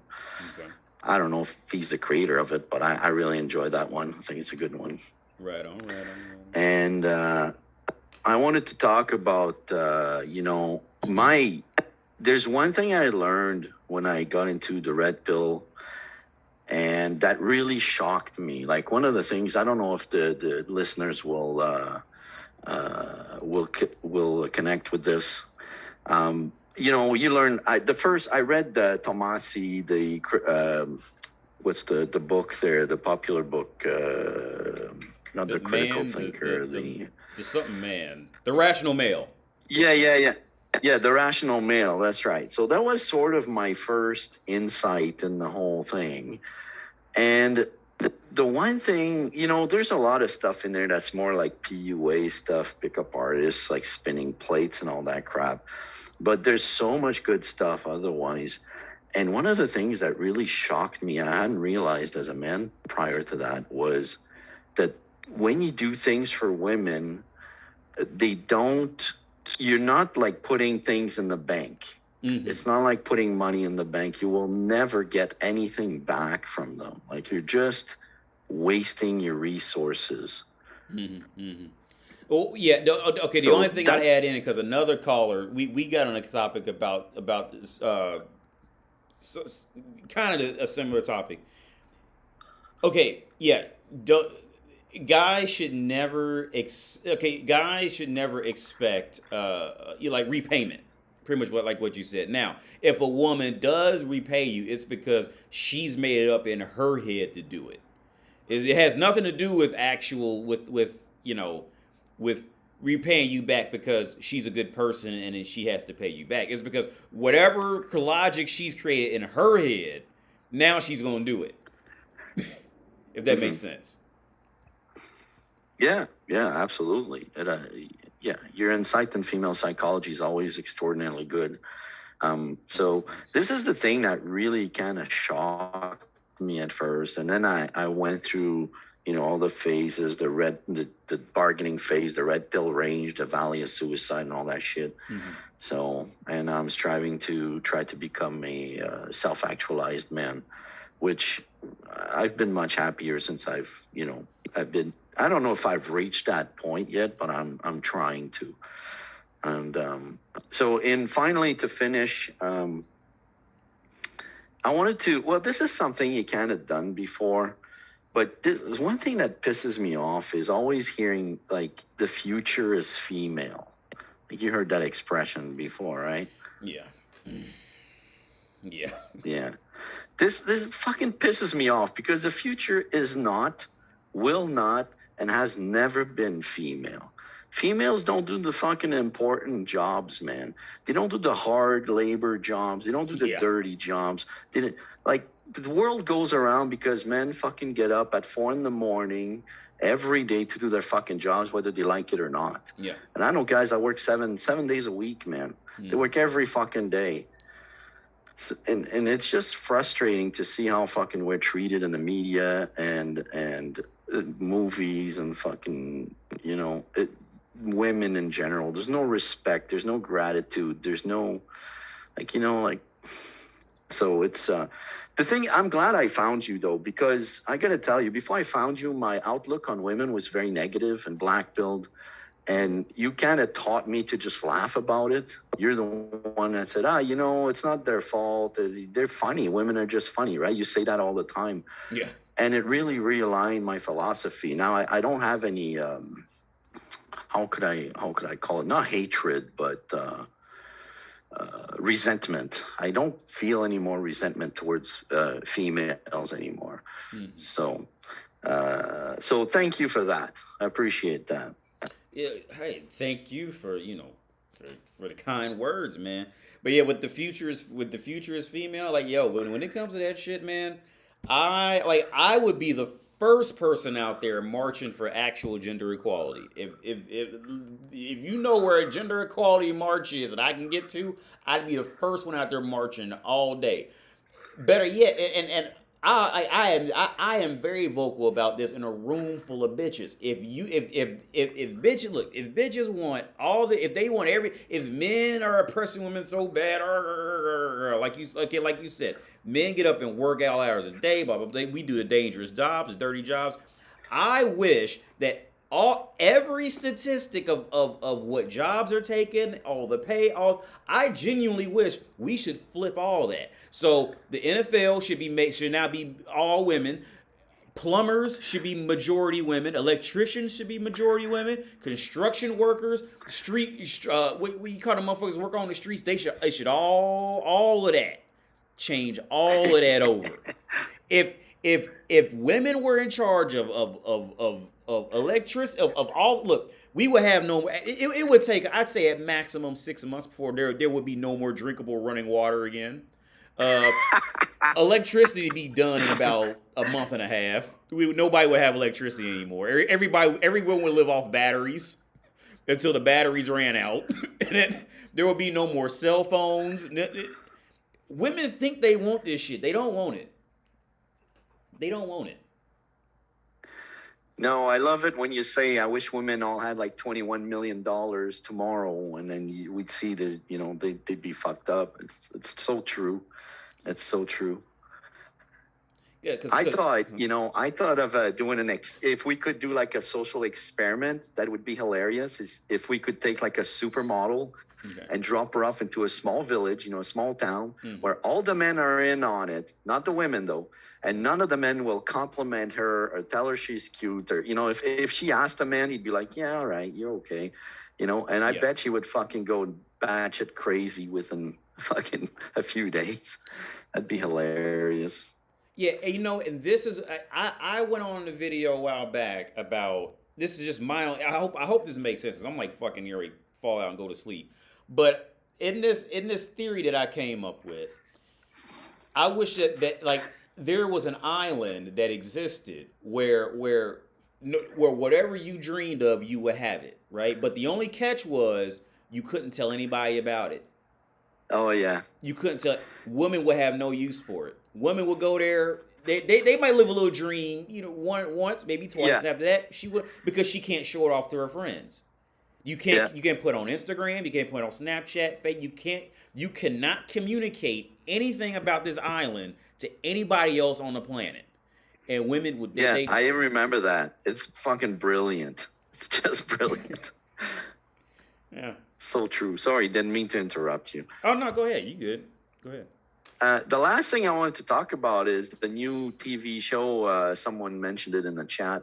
The Last Man on Earth, and I'm enjoying the show. I know the show is so optimistic on the outcome. Like, I don't think the outcome would be anywhere near as good as it is in the show if all men died overnight.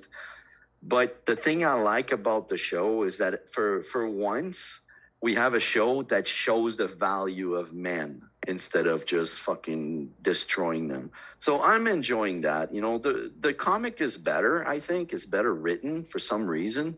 But I'm enjoying the show. I was wondering if you saw it, what you thought of it. It's on Fox. It's on Fox. Yeah, it's called Y for Y chromosome, The Last Man on Earth. Oh no, okay, I was on something else. Y, a post-apocalyptic science fiction book. Oh, Vertigo's great, because I think they were behind Constantine. I love Constantine. Well, it's well done, but it's a low budget show, so they can't have a lot of big scenes where you see a lot at the same time. So it's very constrained within small spaces, and but I'm still really enjoying it. It's a nice change from the usual. Yeah, I'd watch this. Yeah, I think I'm reading a book. This is the Last Man. Yeah, I think this is the comic book that I'm reading. This story, but the comic book is really good. Crunchy Candy, we're talking about Y, The Last Man on Earth. Yeah, I watched this. Not the word Y, the letter Y. Yeah. Y, comma, or Y, colon, yeah. I got it. Yeah. Series on. Anyways, it'll be interesting to hear your thoughts on that. You can make a video about it on Patreon. It'd be cool. Oh no, it's also it premiered September 13th, 2021 on FX on Hulu. Does that sound right? Yep. Yeah, it's on Hulu. That's right. Yeah, I'll check it out, man, for sure. Yeah, that's pretty good. Well, I get it on the high seas, but it's on Hulu. Oh yeah, oh yeah. I can't get Hulu over here. I tried. That's where I tried the Labor of Love. I tried to get which YouTube took all those down on my Patreon. So, but yeah, I tried to get Hulu to get that. Yeah, you can't get. I can't get Hulu over here in Europe. That's an American thing. I found out. But yeah. But yeah, man. Okay, well, I know you're tired. I'm not going to hold you. I just have one joke I came up with. I don't know if it's funny. Maybe the people in the chat can say yes if they find it funny or no if they don't find it funny. Right. So I'll read it to you. You ready? Yeah. Let's go. Okay.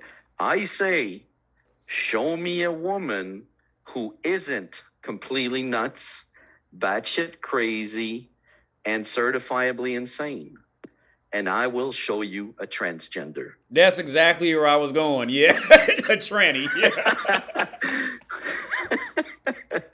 Anyways, I don't know if I heard it before, if I came up with it, and subconsciously, thought it was a good line. Yeah. But yeah, man. Waiting to see all the no's in the chat. Anyways, man, you have a good night. It's always a pleasure talking to you. If I think of any other interesting things, I'll call again. Cool, man. Well, yeah, thank you so much for calling in. I really appreciate it, man. Thank you so much. Thank you, man. Thank you for being who you are. You're a great inspiration. Thanks a lot, man. All right, I'll let you go, man. Okay, have a good night. You too. Bye. Bye.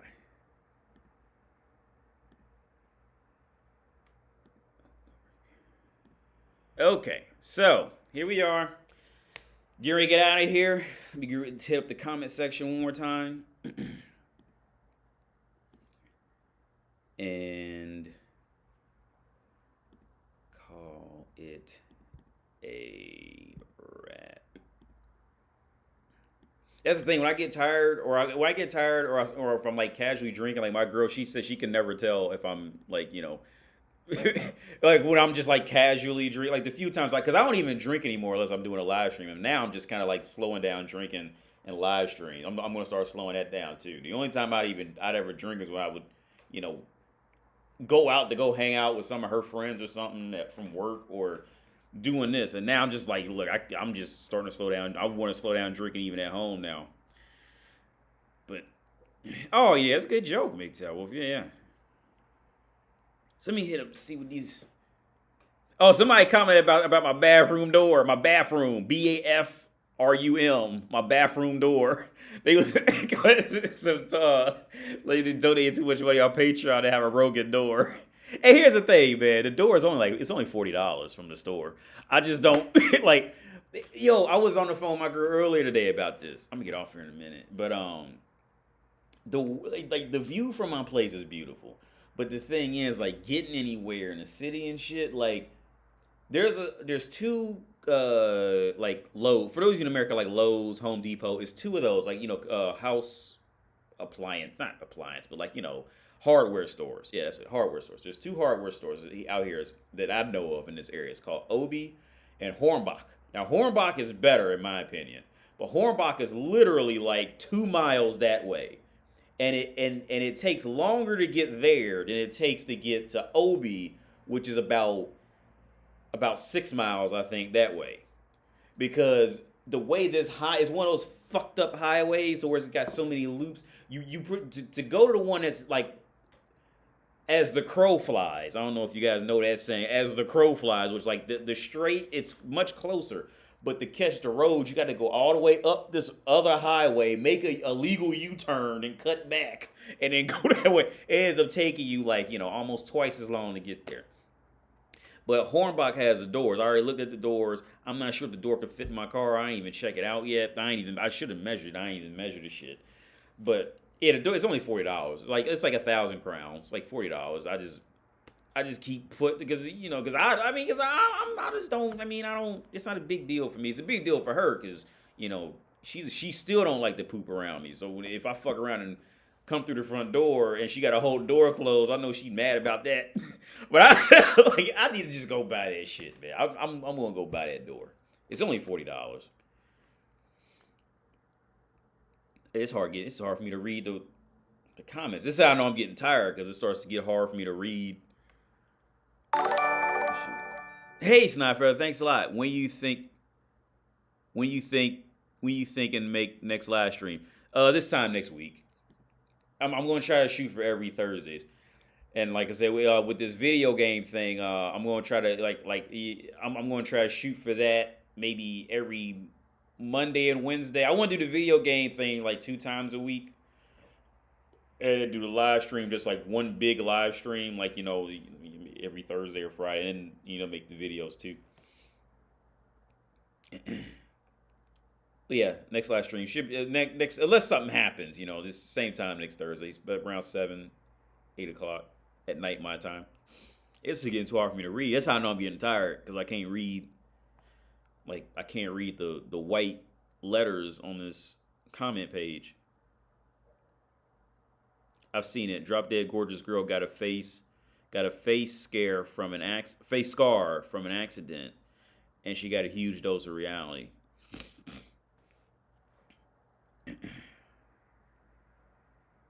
I'm way behind these comments. The bathroom door doesn't lock from the inside either.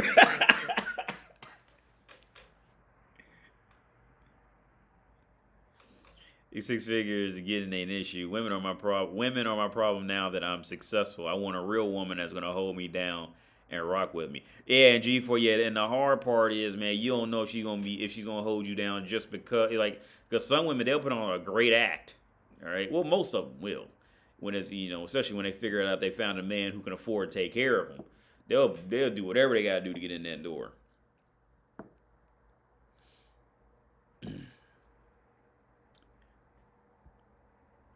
But yeah, man, I'm ready to get out of here. Let me see this. Oh, Aiden, hey, man. Hey, Aiden, how's it going, man? I hope you're doing all right. I just seen you in the comment section. But yeah, okay, I'm going to leave it off with this. See you in garage. Any idea for 5'2", balding guy with no experience with women? Get the fuck up, try, and try not to focus on the fact that you're 5'2". Because I think I remember you asking that question a couple live streams ago, man. Like, people gonna treat you how you treat you. Do you treat yourself like you should be lesser because you 5'2"? Okay, then if you treating yourself like that directly or indirectly, people gonna pick up on that, man. And here's the thing with that. I got a good friend of mine, big dude. He's real big fat dude. But it's always awkward because, and I'm be honest about it. He may be watching. Fuck it, he's watching. I'm not gonna say his name, but. Big dude, he's tall, real big too. But the thing is, like you could tell, like he identifies himself with that shit, and that's like that very like identifying himself with that is what's making it kind of repulsive in a way. It's a really weird thing, man. It's a really weird. These inner workings of the realities of what people think they're doing versus what's actually happening. Like it's a really deep thing. If you're identifying yourself, I'll tell you what, it's a very common thing. If you're identifying yourself with your weakness, like in this attempt to to be more comfortable about it, like people can feel that shit in it, man. Like they can feel that. And unless that other person went through something similar, so they know what to do with it and work with it and to kind of keep you up, they're not gonna know what to do about it, and it's just gonna be real awkward. You see what I'm saying? Like now, I get it, because I went through the bald thing too in high school when I was like 15. I went through it, and I had alopecia, and it went off, like, it didn't go off like the normal balding, like up here. It went out like in the back first. It was real ugly. So I had to learn like all that shit, man. At like 15, well, over the years, I never really fully got over it until I was about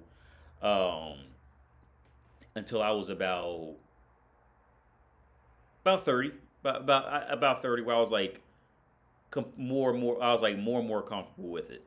But even then, it was still like be kind of, because it was still awkward a bit, man. And I told you guys the stories. And the reality, I remember I would actually get some attractive girls liking me because the attractive girls thought it was a tattoo. They thought I had tattooed my head because I, shaved it off, and it was just like, black, like not like spots, but like line, like designs, like a tattoo. It'd be like, random. So girls thought I tattooed my head. That was not a tattoo. That was alopecia from my hair falling out. Let me see if I Google a picture of it and show y'all something like what I had. Now I'm gonna get off here. Hope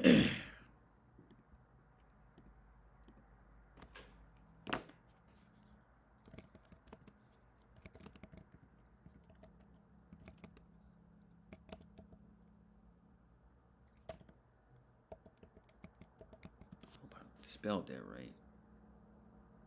Okay, something similar like this. Oh, wait, y'all can't see that. Hang on. Oh, let me switch this. Something similar to like this, right? You see the dude? I can't make it bigger. Yeah, but here's the thing, like when you shave it off, it looks a lot worse now because he's got the hair growing in, and it's gonna look worse with the hair growing on it. But when you shave it, and I guess, and in the design my shit was in, bitches thought I tattooed my head. So I would start getting attention from bitches, and they would want me to come hang out. I remember one girl, she scared, like she scared, she like was like mad. She wanted me to come and stand next to her.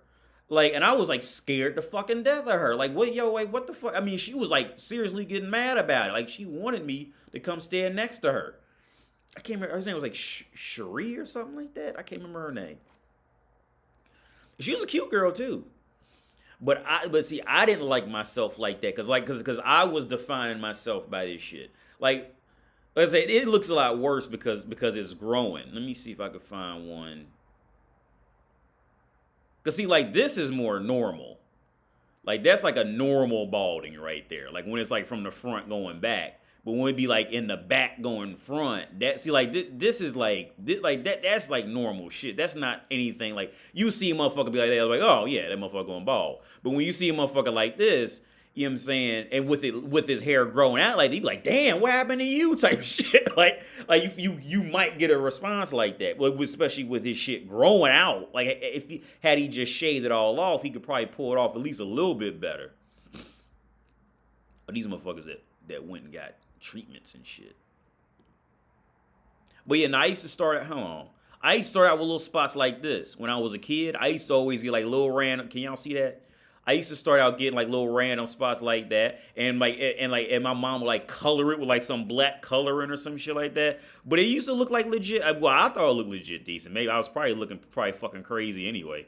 Or I get like a little spot like this on the side of my head, and then it just went, yep. This dude, he had braids, and yep, I went through that. I had braids when my hair started falling out. And braids, like, it looks worse with braids. Like, you would think braids would cover it up, but it's one of them things, like, the little things make braids look healthy, not the big things. I heard I just read Christopher Reeves had this shit too. But like white people, some white people's hair, they could just brush this shit over and you never even know it. Well, I guess until it got just too bad like this. Like, now you can't. Well, I guess if he grew it out long enough, he could probably, fuck around, just brush that shit over real quick. But black dude's hair, he can't. Black dude's hair, you can't do that. Black guy's hair, you can't just brush that shit over real quick. You just done. You know what I'm saying? This is over. Or like if you a girl, you a girl, you just grow your hair out and just grow that shit over it. But yeah, man, no, that's it. But no, it took me a long time to get over that. I just always wear hats all the time. I'm wearing a hat now, but I mean, when I was a kid, I used to like legit wear like baseball caps all the time, man.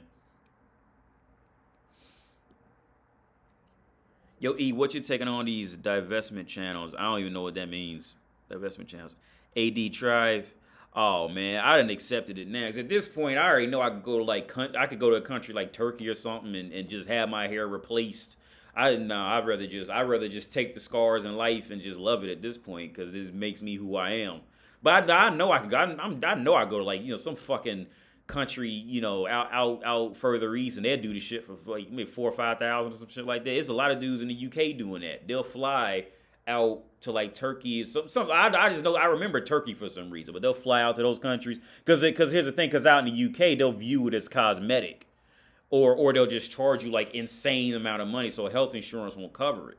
So what the motherfuckers in the UK will do is they'll fly out to Eastern Europe, because in Eastern Europe they'll take that money, so they'll do it out there, and they head be bleeding and they can't go outside and shit. I ain't gonna do that. I just take my battle scars in life and just accept it and deal with it. When I was younger, I probably would have done it, but at 35, at 35, I already done fucked 10 out of 10 bitches, hookers or regular bitches. So I don't have any, to myself, how I would perceive it, I don't have anything else to prove with that. So at this, like, I'm convinced now I'd make anything work. Actually, when I was in the military, I lost, which eyebrow was it? I only had one eyebrow. So I had, like, now an eyebrow is one of the things you really got to cover in. You got to color it, because if you walk up with one fucking, you know what I'm saying? Like that shit is like jarring as fuck to look at when you only got like one eyebrow. So you got to color that. And I got so good at it. I remember a good friend of mine, he never knew I was coloring this shit in. He never knew. I remember I told him, I was like, yeah, you ain't know that? He's like, no, I ain't. Because I got good at coloring the shit in, because you got to color an eyebrow. Like, because it's just it's just, like, you don't realize that symmetry until it's not there. And you be like, whoa, the fuck?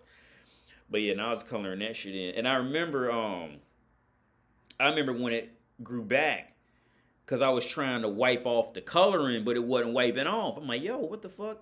I was like, oh shit, that's my eyebrow. It grew back in. Like, so I was lucky enough to have I think it was this eyebrow. It grew back. I can't remember which one it is now. No, I think it was this one that it did that.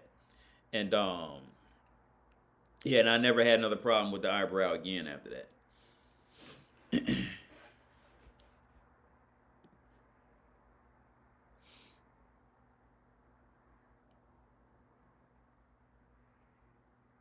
Just reading the comments. I'm ready off here, because it's getting hard for me to. I can't even read shit, man. It's getting hard to read the white, because when I get to something happens and like my eyes is hard to, like, the white starts to, like, it's like it's extra shiny or something. I can't read it. But anyway, I'm out of here.